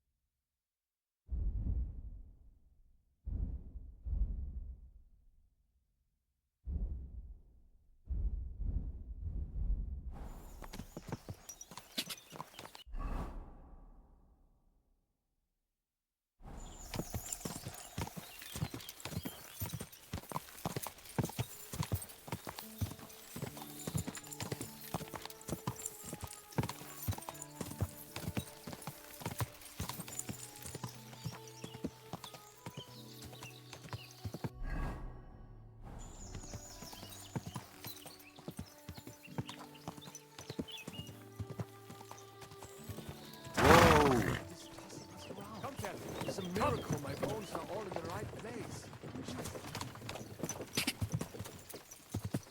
God.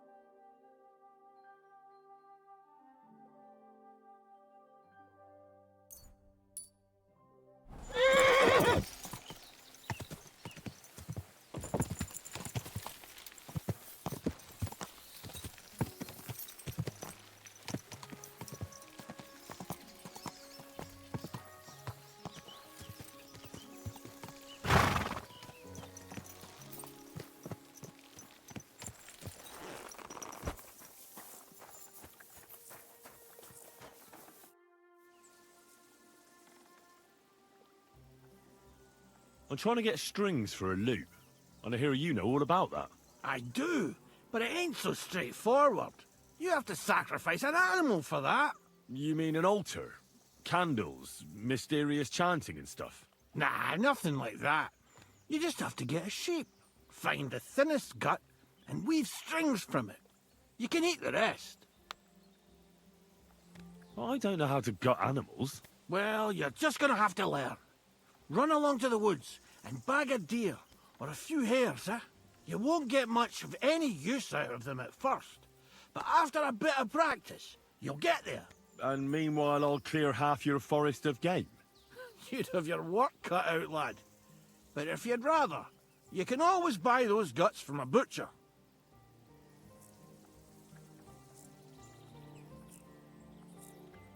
Isn't there any other way? Look, lad, I told you what you wanted to know. I'll make lute strings for you if you bring me the sheep gut. Well then, does the best forester in the land have some problems I could help him with? Henry, you buffoon. I'm not the best in the land, but I'm in these parts, though. Know why?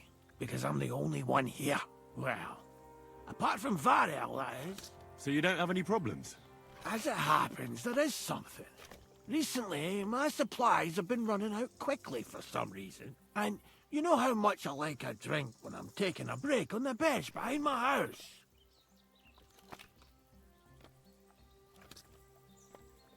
Indeed I do. It was me who carried you through the forest the last time you took a break. Aha, these things happen. So, I need to top up my supplies.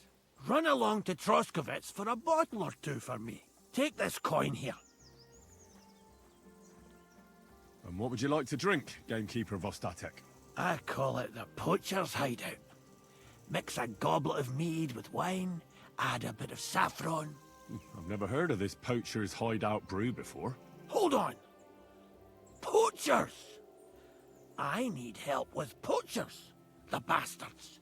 They think they can turn the woods into their own territory, but they won't get the better of me.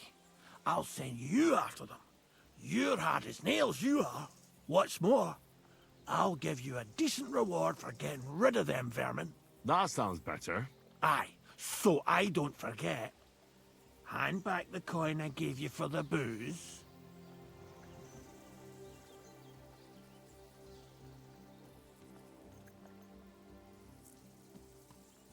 Of course. Sorry. Here you are. Well, are you gonna do it? I'll help you with the poachers. The hunters will become the prey. That's the stuff. They should be trembling already. Tell me where I can find the poachers, then. So I can pounce straight on them. Hold your horses. I want them alive, not hacked to pieces. So don't butcher them. I wasn't planning on killing them, you know. Glad to hear it. You'd be surprised how many hotheads have offered to do just that. I've had enough of hearing, "They're all dead, Vostatek," and then finding out the smart arse spent the whole day in the tavern instead. So if you do kill a poacher, I want proof. No gutting, you said. So that's settled. Look, let's get to the point. We have to focus on Rock Tower Pond and the forests around it. That's where game's becoming Can I count on your Ha, you bet. patches? I'll take the air. Maybe some my helper with those you... Aye, right. That's the best. Aye, and Where should I? I already tried to the... It's other... I don't have the. We make. So you can have us... I don't know. Where should I take them? To the trust. Look, it would be just... Well, you can. Not... Let's say The mate... that shouldn't. That's the road. He... So the best thing. Aye, then put the bit... But what's that up? I'll be off. Good luck. I hope you... Or is it... You can count.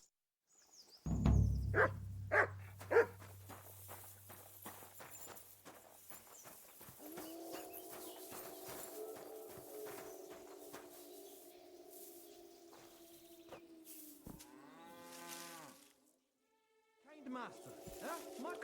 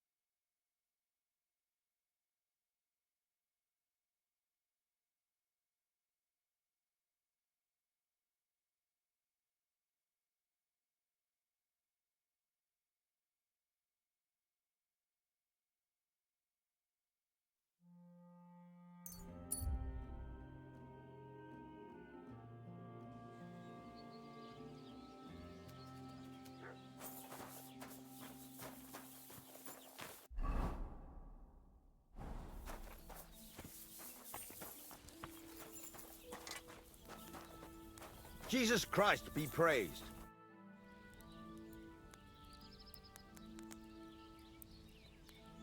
What a nice maypole. It'd be a shame if something. What? Nothing. Nothing. Really, very nice. I'll say, the best in the country. Do you know why? No. Because it's the only one. We toppled the one in Zhelyov. They never saw it coming. Nobody gets the better of us. I don't think they're going to try anything, after that beating anyway. Even if they do, Henrik will raise the alarm and we'll kick their asses again. What do you need, sir? What do you...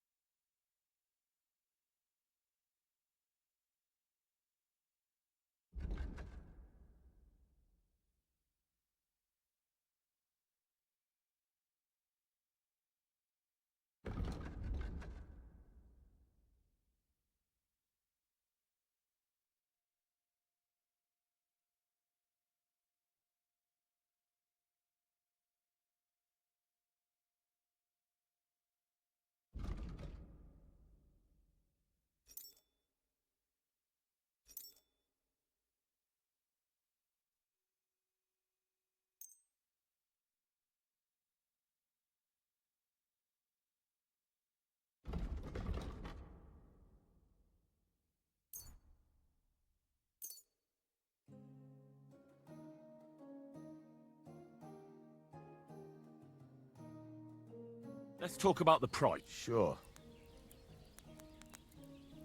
Do we have a deal? Well, if you offer it... I could go for... I was glad to be of help to you, good sir.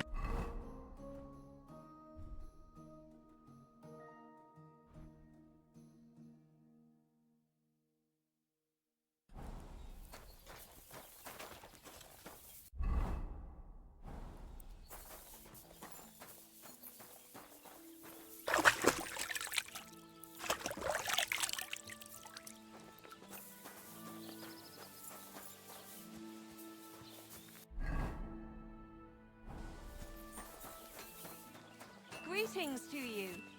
You silly doggy.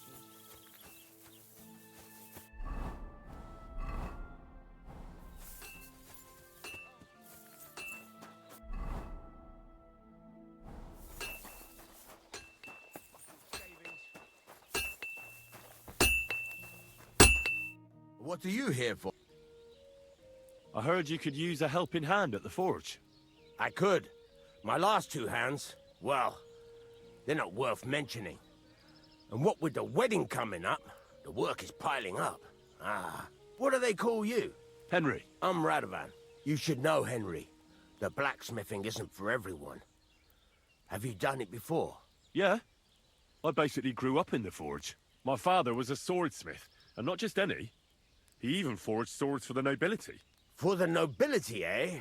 Well, that kind of experience will come in very handy for me indeed. As it happens, I have to forge a wedding present for young Lord Semine. A fine sword. So you'll take me on? Hold your horses. I'll have to try you out first. You could forge me a hunting sword as a test, so I can see if you can make a straight blade. That shouldn't give you much trouble if your father was a swordsmith, should it?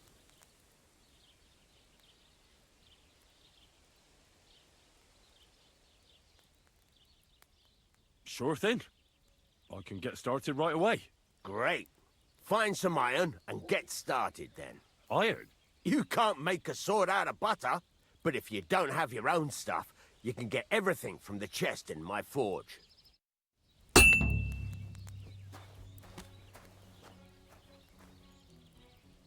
Go over to the anvil and let's get started.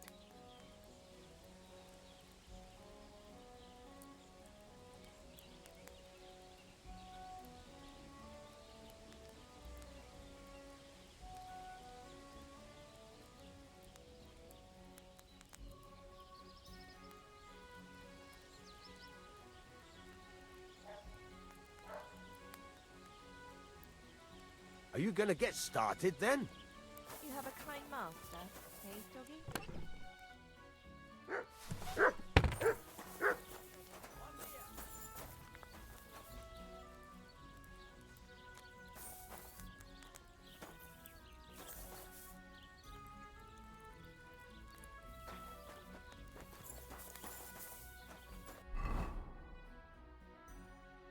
Furnace is cold now. Give it a practice try. Some things, like swords, are too long to fit in the fire. You have to heat it up. Pardon. Try poking it around for a bit. Now get the furnace nice and hot. There's a lever above you. Give it a pull. It works well.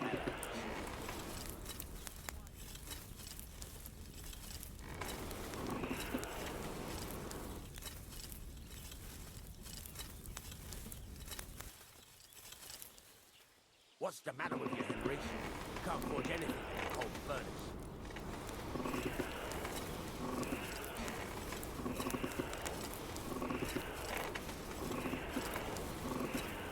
You can tell the temperature by the color, but you won't be able to tell when it's in the fire. You have to take it out from time to time and take a look. Try it out. See? That's exactly the straw color we want. You've got talent, lad. Now heat up the whole thing. The whole thing is heated up now, so come over to the anvil. Try moving the sword along the anvil so you can get the hang of it.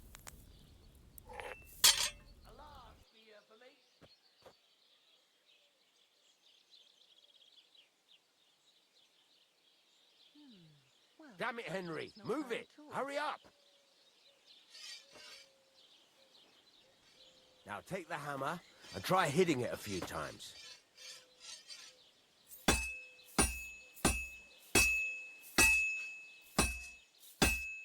See the sparks?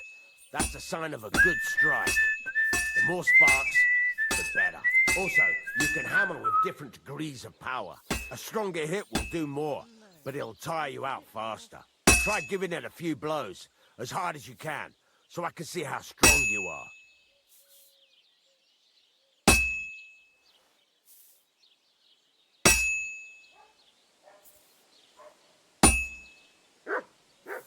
That's got a nice ring to it. Of course, if it was all about hitting an anvil with a hammer, any dolt could do it. You've got to hammer the workpiece evenly. One hit next to the other.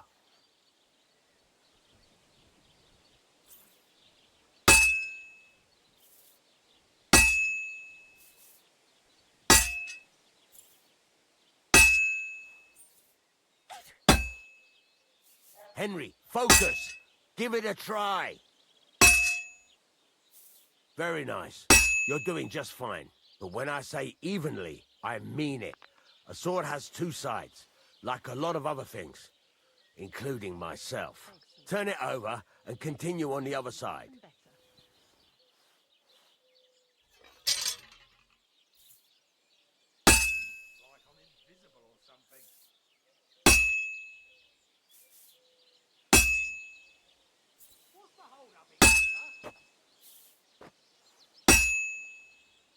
Nice. Now try forging it on both sides. The closer it is to being finished, the more it will take on the shape you want. It'll cool off soon anyway.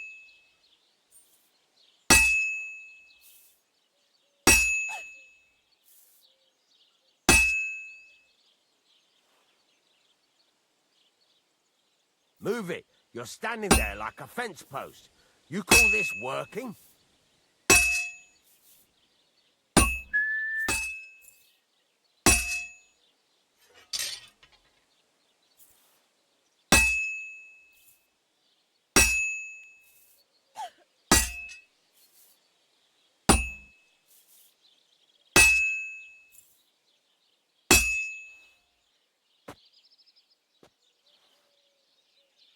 Hurry up now. It's cooling and you're not doing anything. Move it. You're standing there like a fence post. You call this working?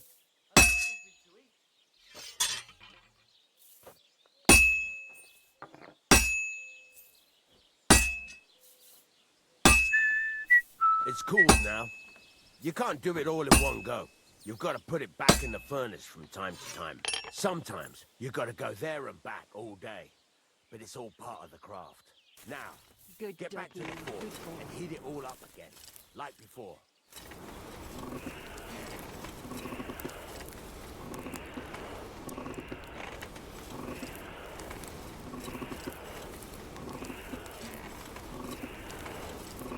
Henry, stop gazing into them. The whole thing is heated up now, so come over to the anvil.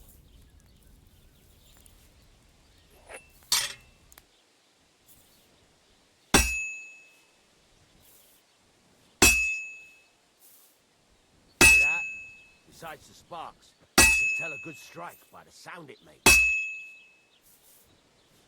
Sparks are flying nicely.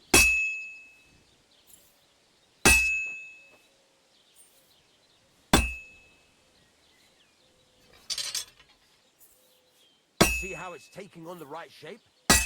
That's how you can tell it's almost finished. Now, I've got a piece of advice for you. Hammer to a rhythm. When I hammer a piece to a beat, the work goes by easier. Sometimes I'll whistle to myself to keep the rhythm going. That's some nice whistling. It's easier to forge to a rhythm, isn't it? Well struck. There you go. You've got it finished. All that's left is to temper it, and the sword will be done. The rest is just tweaking.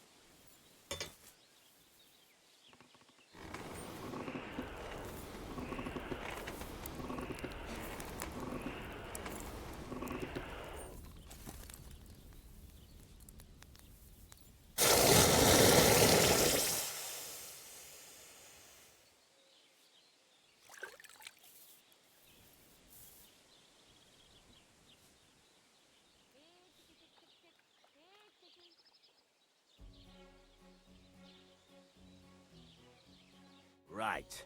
Let's have a look.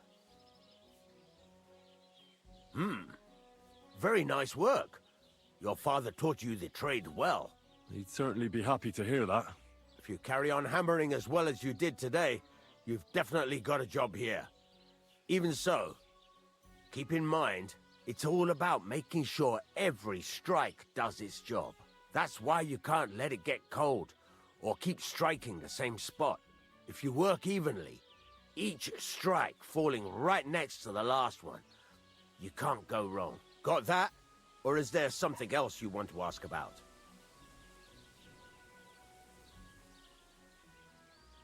What good does it do me to whistle while I work? It makes you work to a rhythm. You won't get tired so quickly, and the iron feels it. How do I know a good strike from a bad one? By the sparks that fly up, and by the ring. It rings out with a different sound when you do it right.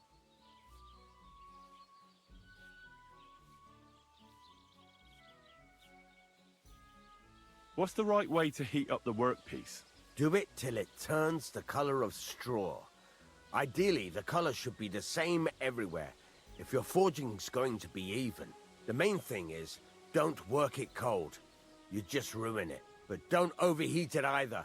As soon as sparks start to fly off it in the furnace, take it out. Why should I forge evenly? If you keep hammering the same spot, you'll never finish it. You'll just fuck it up. But jumping from one end to the other ain't a good idea neither. You'd end up working unevenly. The best thing to do is aim each strike next to the one before.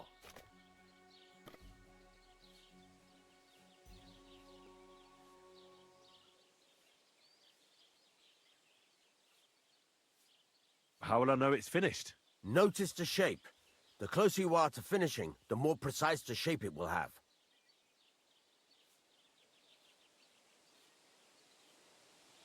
Thanks.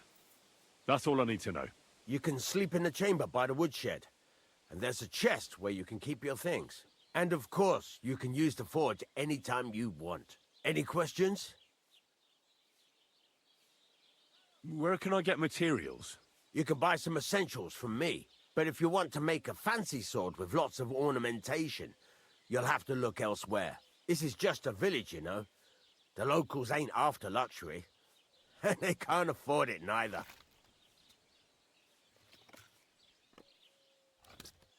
What can I do with the items I've forged? Well, you can sell them. Though you probably won't have much luck around here. But I'll happily buy some of the nicer things from you. What now? What do you think?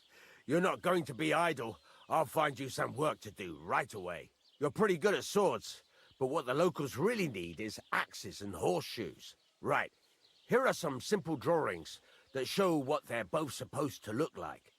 And some iron. You can get down to it right away. Just like that? You aren't going to help me? Sacre, lad. I chose you because you already know a thing or two.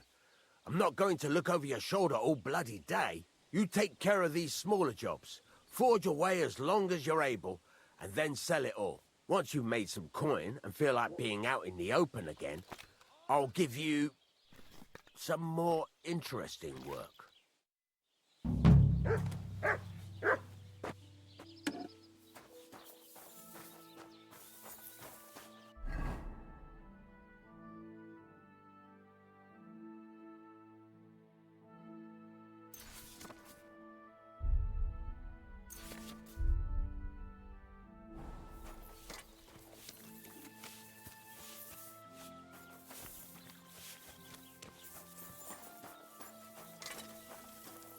How can I help you, sir?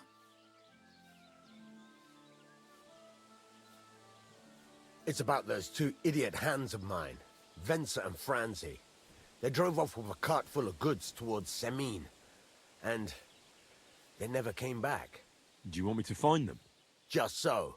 But more importantly, I want to know where my cart ended up, and especially the cargo. Go to Semine and find out what the bloody hell happened. All right. Go ahead. Gladly. can I ask you about that car? What is it? All right. Time's wasted.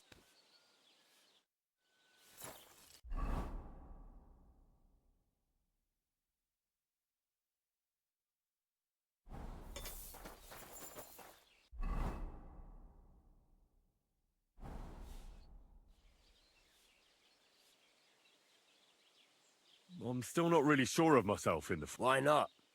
Better. Why don't you forge me another hunting sword? Yeah. Let's see what you fucking steal.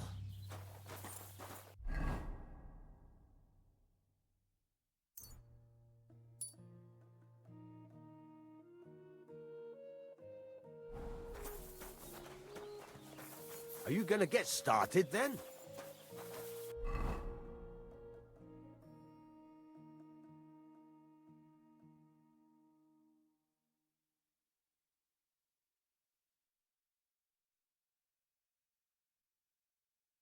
Furnace is cold now. Give it a practice try. Some things, like swords, are too long to fit in the fire. You have to heat it up a bit by bit. Try poking it around for a bit. Now get the furnace nice and hot. There's a lever above it. Give it a pull. It works better.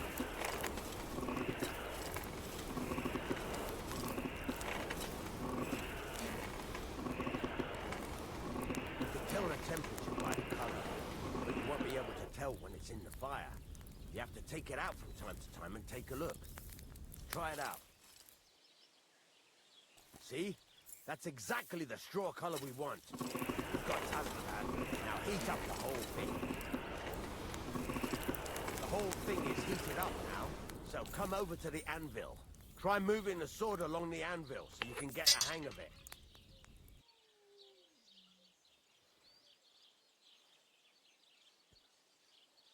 Now take the hammer and try hitting it a few times.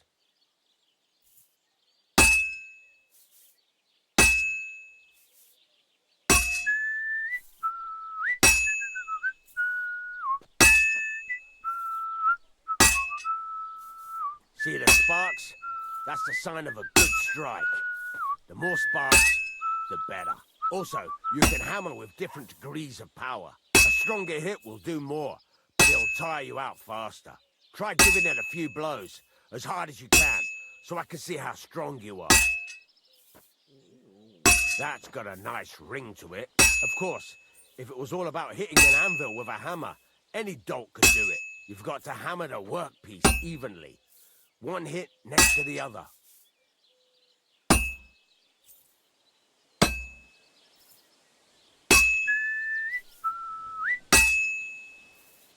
Very nice.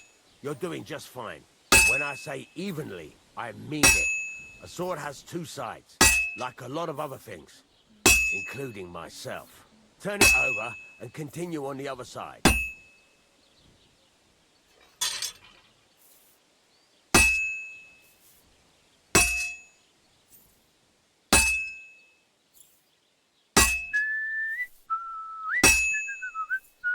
Nice. Now try forging it on both sides. The closer it is to being finished, the more it will take on the shape you want. It'll cool off soon anyway.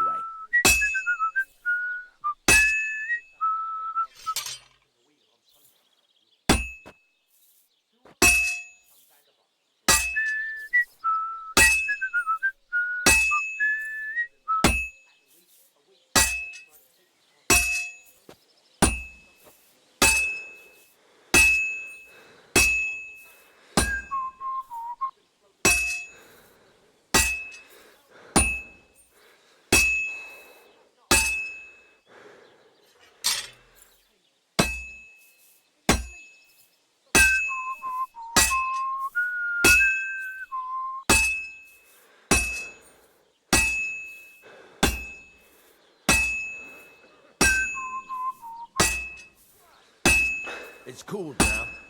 You can't do it all in one go. You've got to put it back in the furnace from time to time. Sometimes you've got to go there and back all day. But it's all part of the craft. Now, get back to the forge and heat it all up again, like before.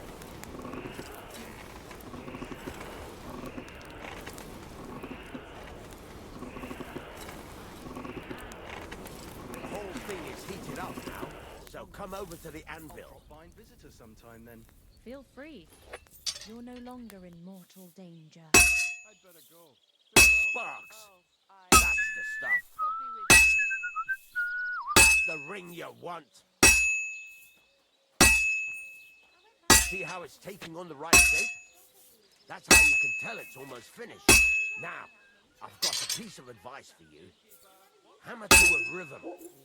When I hammer a piece to a beat, the work goes by easier. Sometimes I'll whistle to myself to keep the... There you go! You've got it finished! All that's left is to temper it, and the sword will be done. The rest is just tweaking.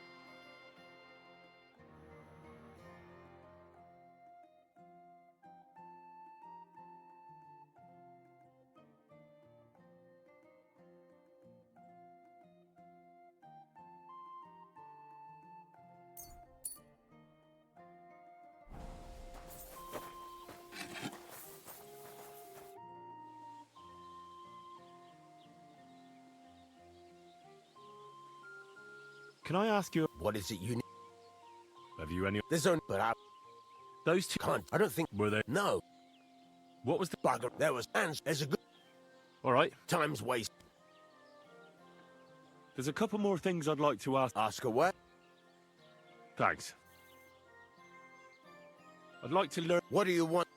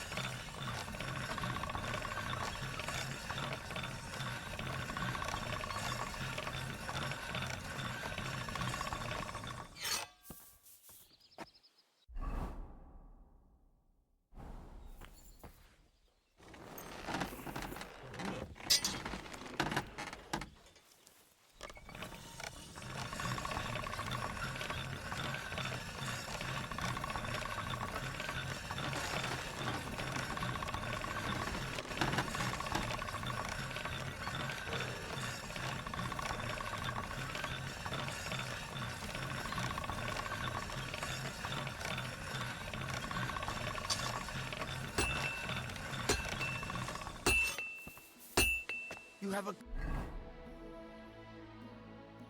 mind, master, eh, mutt? What do you need? What do you have for sale?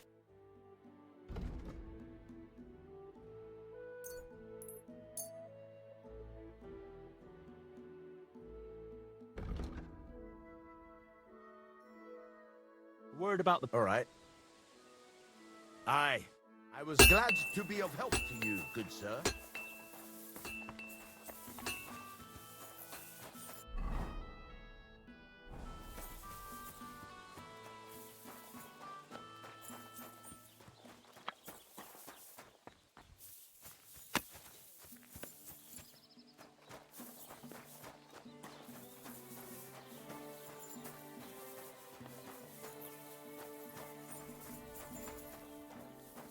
Greetings to you.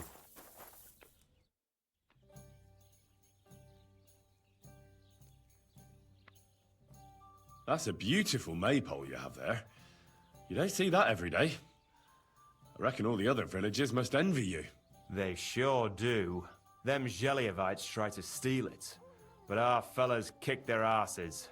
Why are you so interested in it anyway?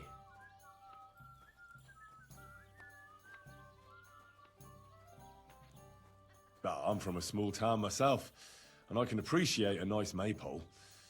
I remember having to guard it every year. Tell me about it. A real headache it is. But for a good cause. Sorry. I'm just a bit on edge these days. And if someone had bad intentions, Henrik would show them how we do things here in Tachov. That's the one thing he's good for.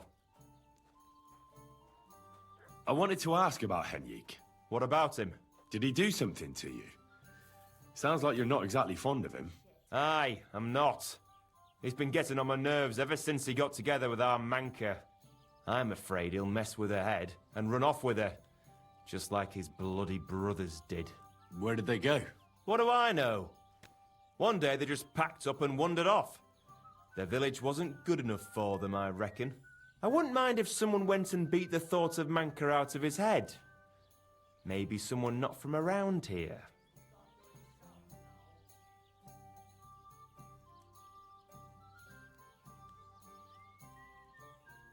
Why not? I could manage that. He's not much of a fighter, but I reckon if you call him a vagrant or something, it'll surely rile him up. And I'll remember you did me a little favor. What's new around here? You should pay a visit to Old Mouth sometime. He's our local storyteller, you know. He could tell you all sorts of interesting things, but only if you bring him some liquor. Don't forget, I have some here to sell, if you want. And that's all I'd say. Sounds interesting. Thank you, innkeeper.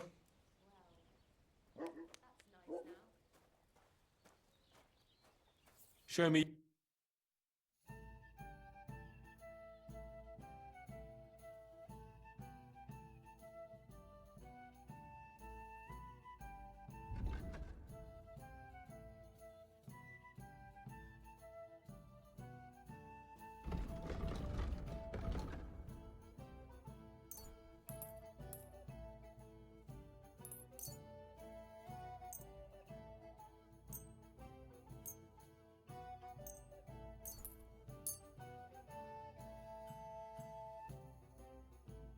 Let's talk about... Sure. Do we have a... We're near... You see? I'm glad you found what you were looking for, sir.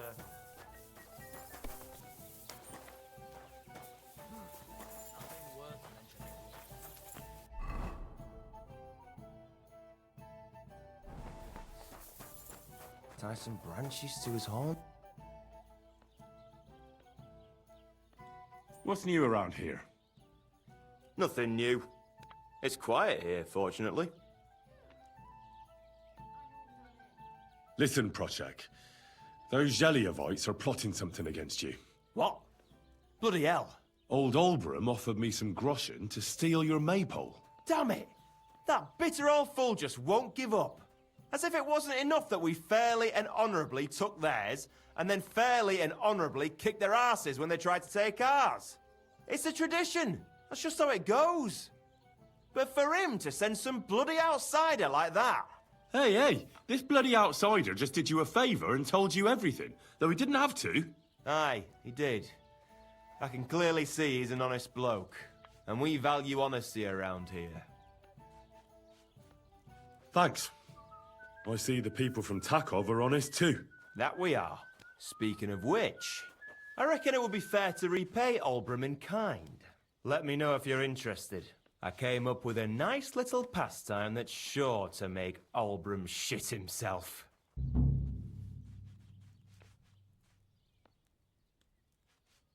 So what should I do to the jelly of ice? Listen up then. Old Olbram, the owner of the biggest plot of land in Zhelyov, has this beautiful bull.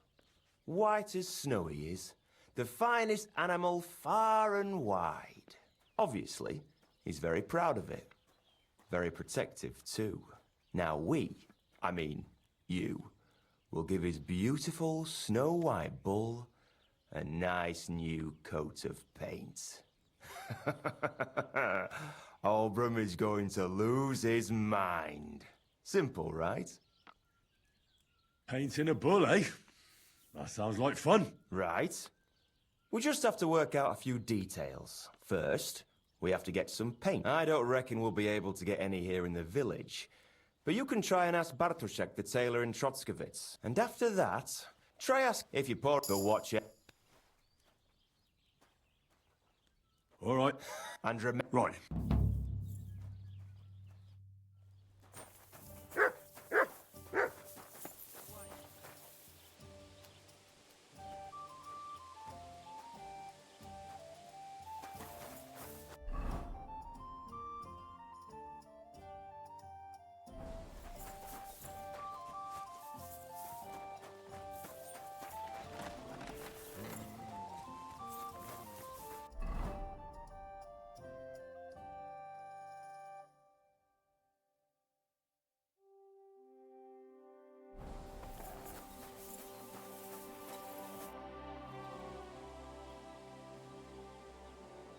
I need something that'll put animals to sleep.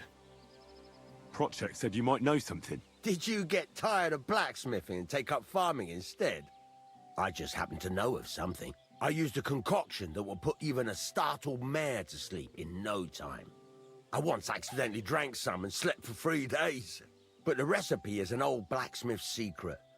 The kind you don't just give away. You're in the trade, so I can tell you. Listen up then. You take some poppy and thistle and boil them in oil. Then, after it cools off, you add a little herb Paris. That doesn't sound too complicated. Thank you.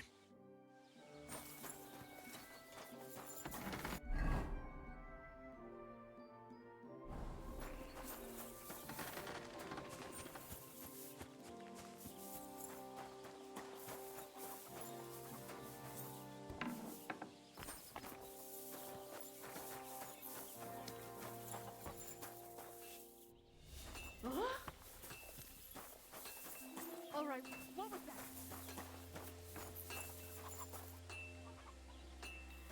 Look what I have for you. Don't worry about that one.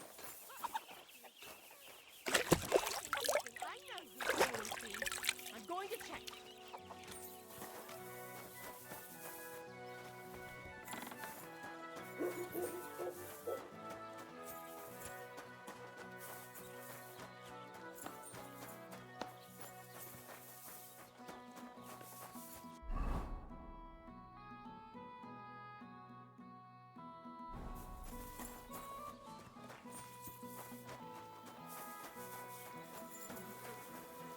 What would you like? What do you have for...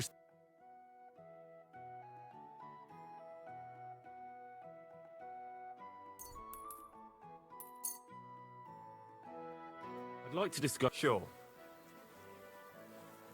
Do we have it? That's more like... All right.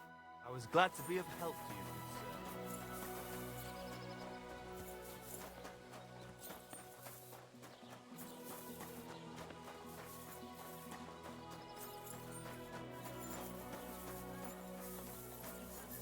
Greetings. Do you need something? People call you the mouth, right? They say you tell all sorts of stories. I've no mouth to you. My name is Denyek. Got that? What do people call you then? Bughead? Arseface? I'm sorry, Zdenek. I'm Henry. Pleased to meet you. But you were right about the stories. I could tell you stories so sad they'd make the devil cry. Or would you prefer something so scary it'll make the hairs on your ass turn white? But it's a lot of hard work for me. Now, if you had something to drink or a couple of groschen, that might help loosen my tongue.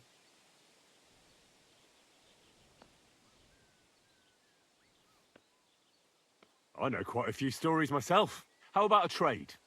A story for a story. All right, then. But if it's the one about the magic porridge pot, don't bother. I've heard it 100 times. And that story always leaves me feeling hungry. I know a romantic tale about a knight, his lady love, and 3 impossible tasks he had to undertake to win her heart. He had to bring her the sweetest wine, tame the wildest horse, and make a crown with the rarest gem. And then? What happened when he'd done all 3? The lady of his heart showed her gratitude by giving him the most precious thing she had. And I'm not talking about gold. Ho! A raunchy ending. That'll be popular with the lads round here. If I were you, I'd make it longer. To last a whole evening.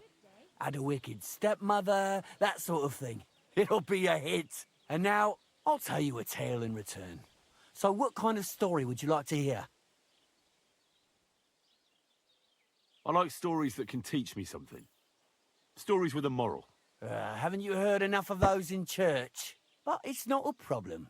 I have just the tale for you. And it's not one you'll hear from any priest. So, once upon a time, there lived in these very lands 2 brothers. The older was called Kuba, the younger, Matthias. They were both woodcutters, like their father and his father before him. One day, at the height of summer, they were working in the woods. The air was as hot as a furnace, so Matthias went to a nearby pond to cool himself.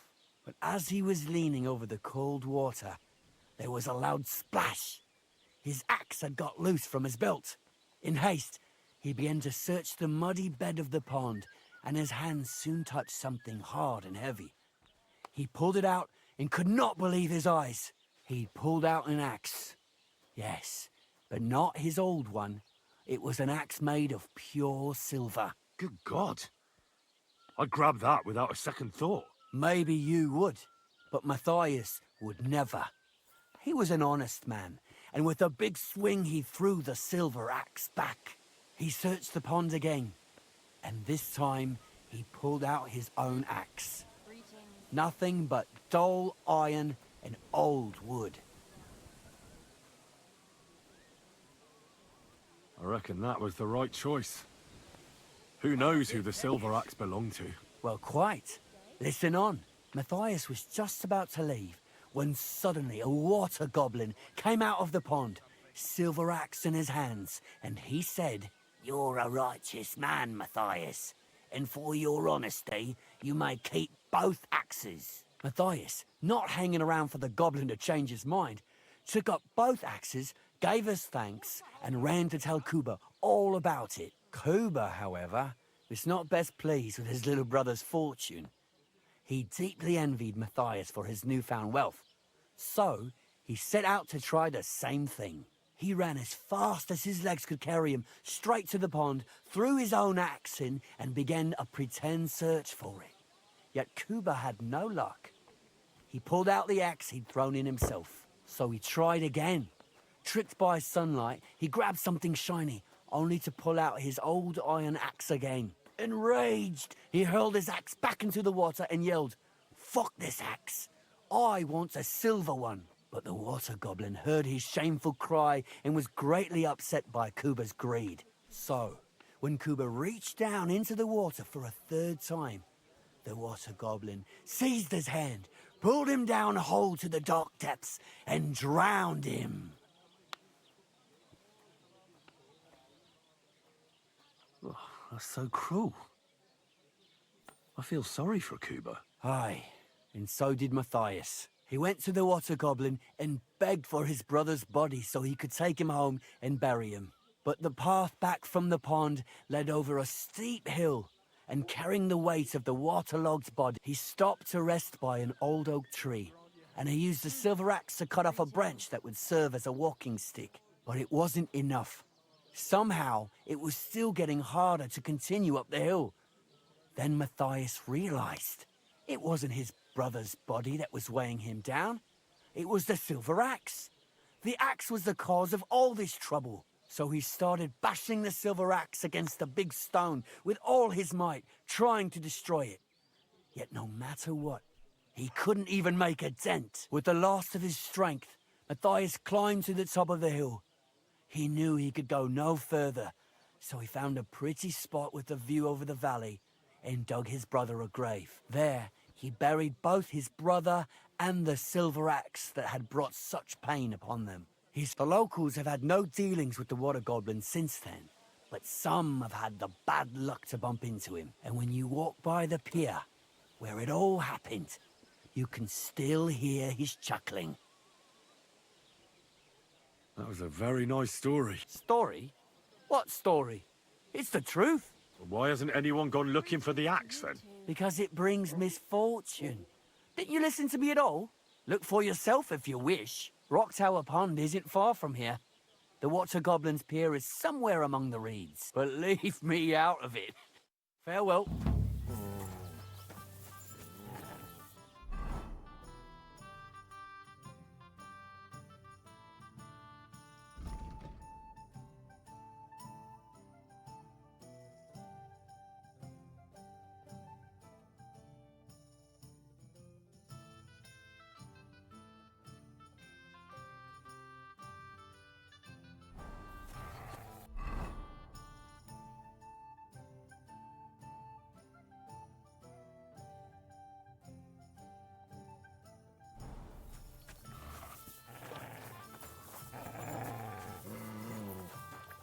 Here you go.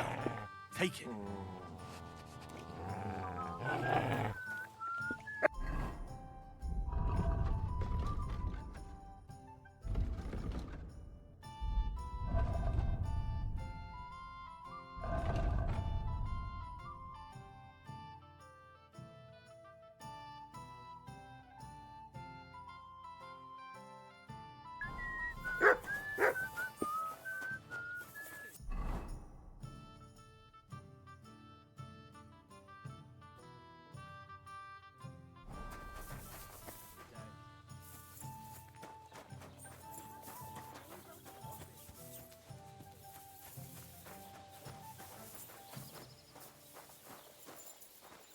Aye, aye, you silly doggy.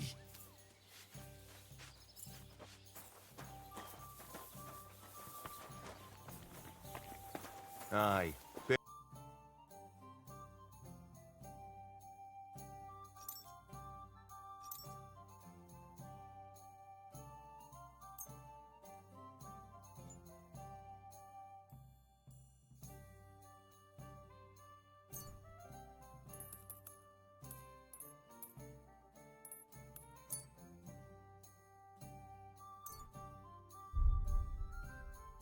I'd like to discuss... Sure, why not? That's more like... And it...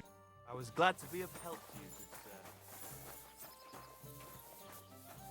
Here you go. Take it.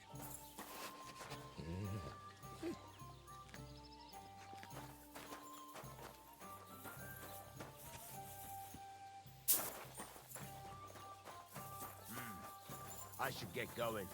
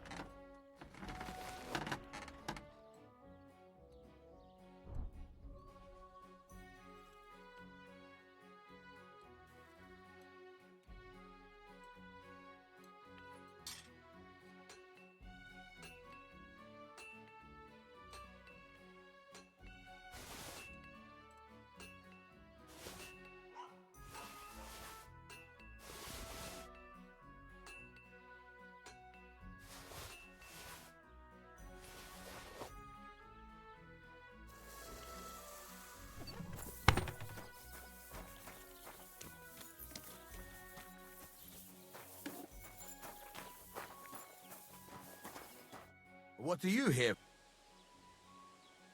Show me your...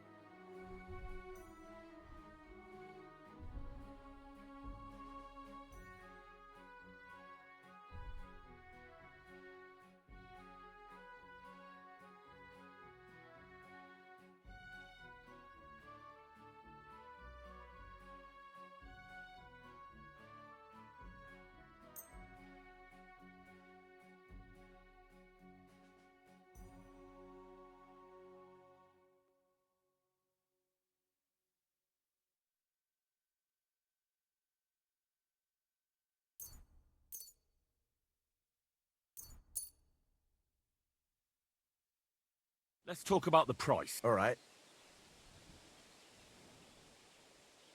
Very well, then. Thank you, sir. And come again.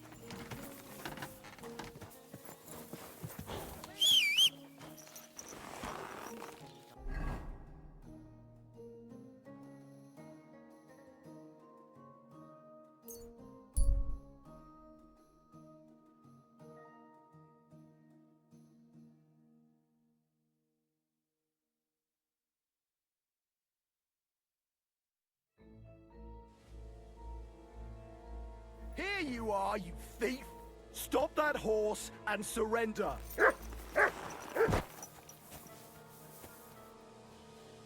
I surrender! You're a wanted man! The time has come for you to confess to your thievery. And if I don't find those stolen things on you, you'll pay for them as well.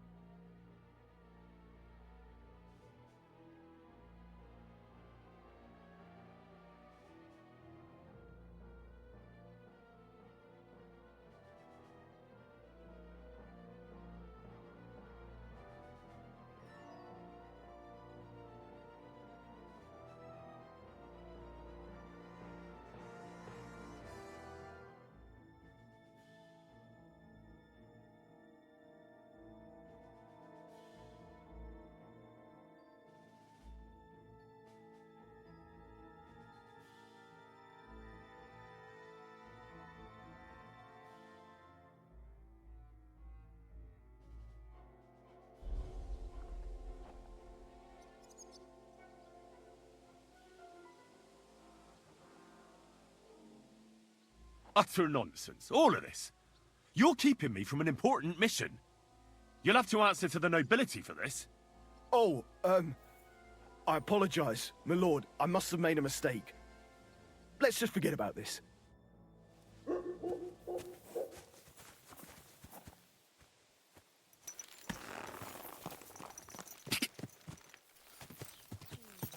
Whoa, whoa.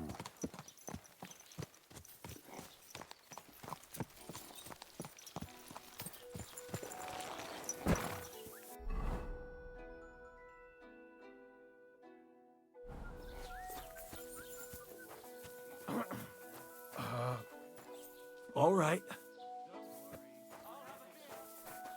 God be with you, my friend. And with you.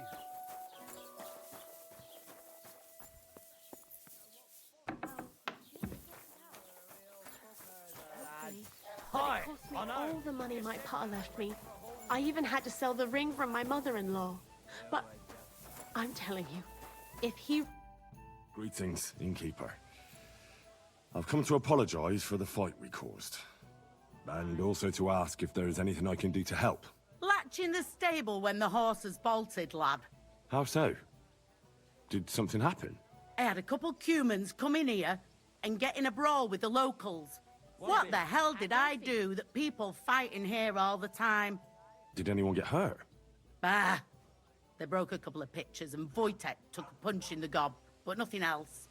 Go and see Wojtek if you want. Maybe he'll tell you more than I can.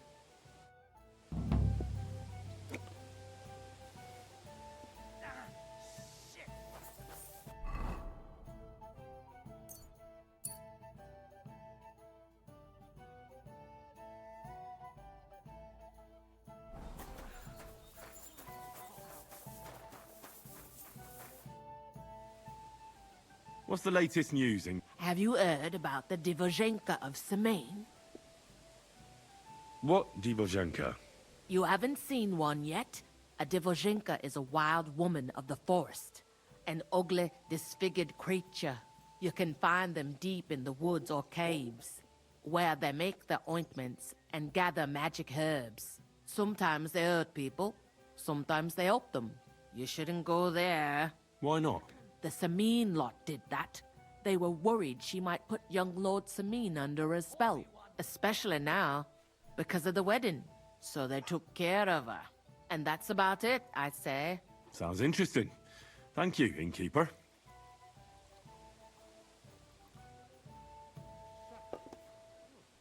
Can I spend the night here? We're not really equipped for that here. I'll pay you well, if you let me spend the night here every now and then. But all I have is an old straw mattress, sir. That's enough for me, and I'll pay you well.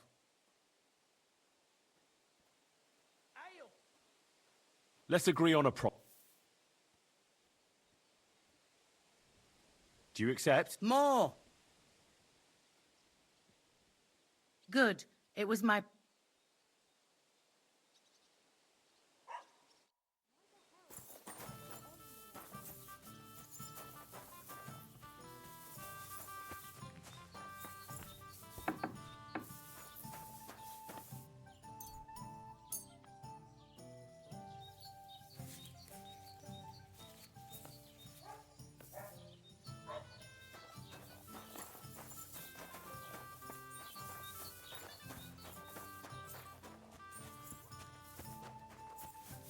Oh well. Now just this.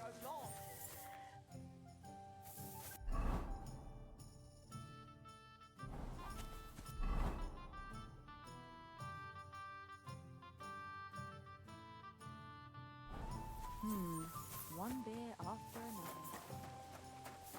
To a good harvest. Wondering if you'd lend me your bullock when it's time to sow winter grains. I need to plough too, you know. What if you lent me the bullock on the Lord's Day? How's your shift? No great shakes. The last little while we've had our fair share of scoundrels. I thank God for every day without a fuck-up.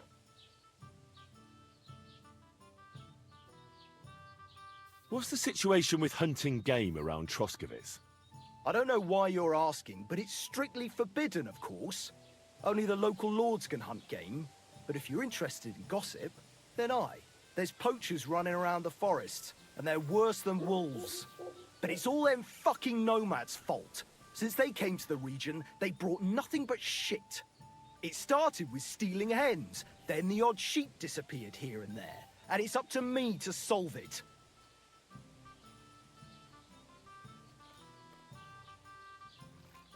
Farewell.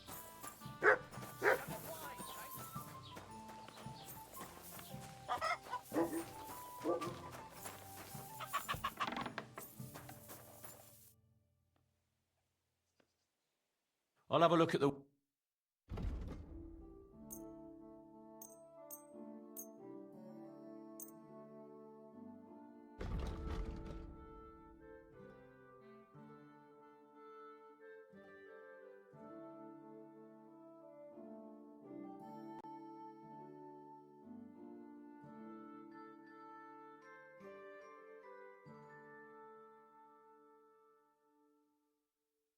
Word about the price. Sure. I was glad to be of help. I've heard you dye your own fabric. I used to. I tried a few times, but I had to give it up. Troskovitz is on a hill, and there's not enough water for that. Why'd you ask? I'd like to buy some pigment. I see. Or perhaps I could find some leftover black. If you have enough groschen, it's yours. Ah, damn. That's more money than I thought. Look, I don't need much. Just a bit will do. Is that so? What do you want it for, anyway?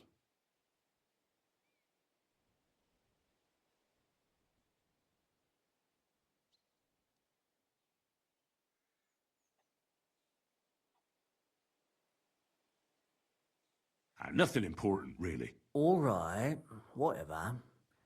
But I'd hate to find out you painted on someone's house. You know what? If I scraped off some of that dry pigment from the edges of the bucket and mixed it with some lard, that could work. Those pigments are a magical thing, eh? What do you mean? For example, if you need blue, you can use blueberries or woad leaves. You put them in hot water with the fabric and it'll turn blue. Walnuts good too. With the husks of unripe walnuts, you can get a very nice light brown, sometimes even yellow.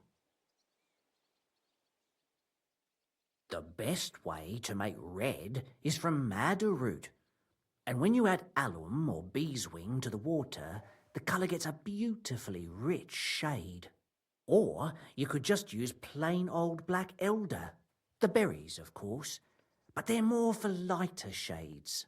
Oh, and privet's not too bad either. If you can even use the leaf. But you know what's my anvers buck? But even too much I see. My word. Oh, just be careful.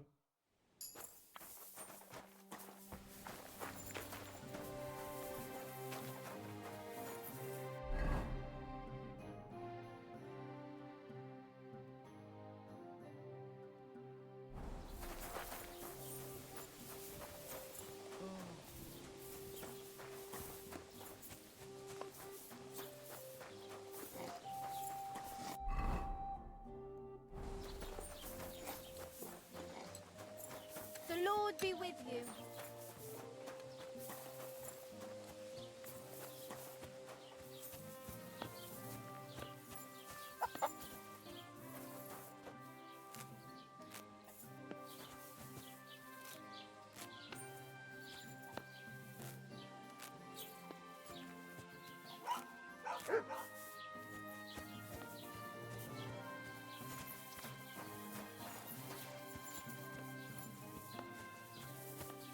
Here, Mutt.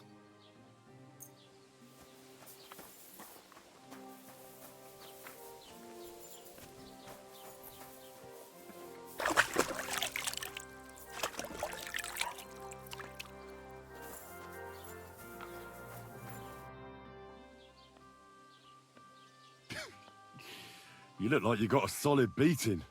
To hell with that. The main thing is we kicked those human fuckers out of our tavern.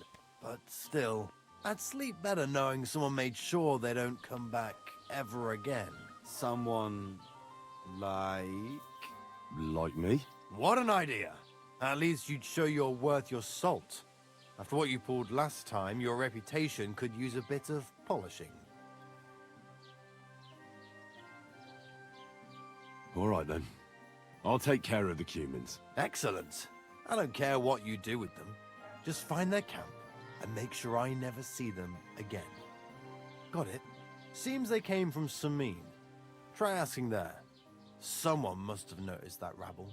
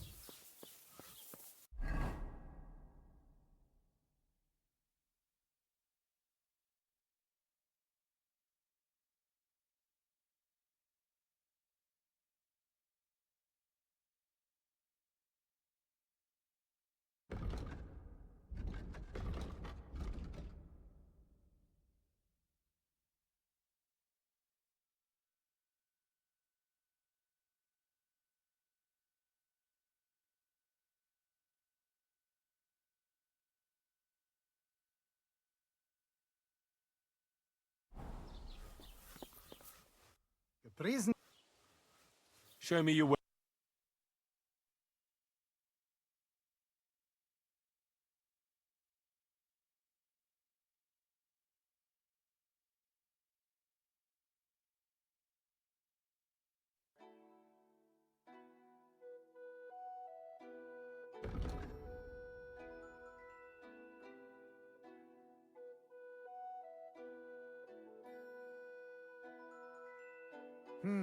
Nothing to your liking, sir?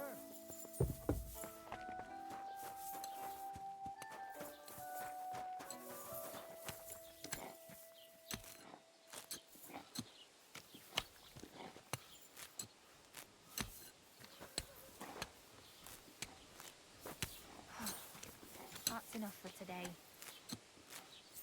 Oh, you mutt.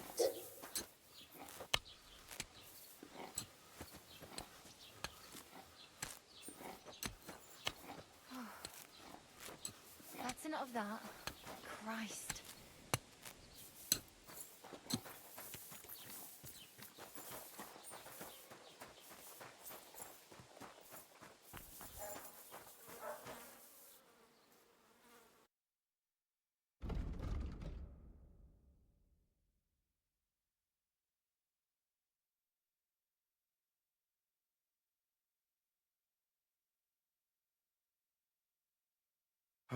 You silly doggy. Can you do, sir? Maybe next time then.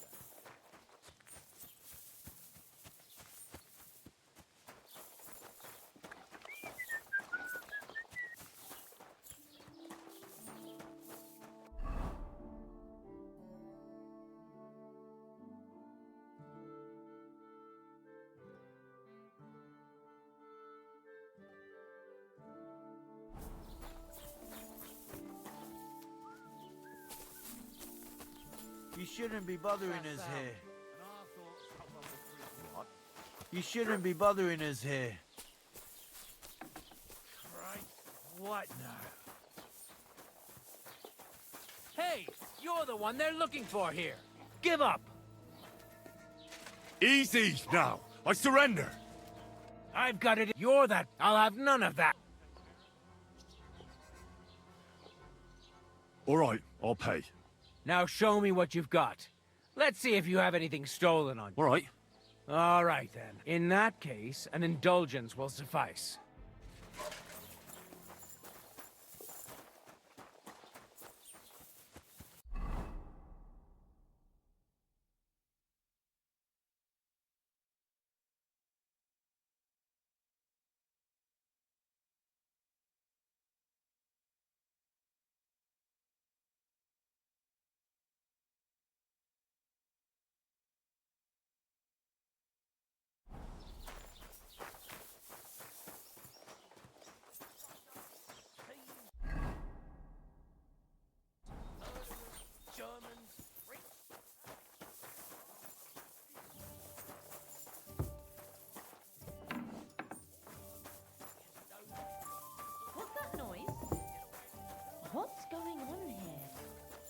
and I was beginning to worry what that was.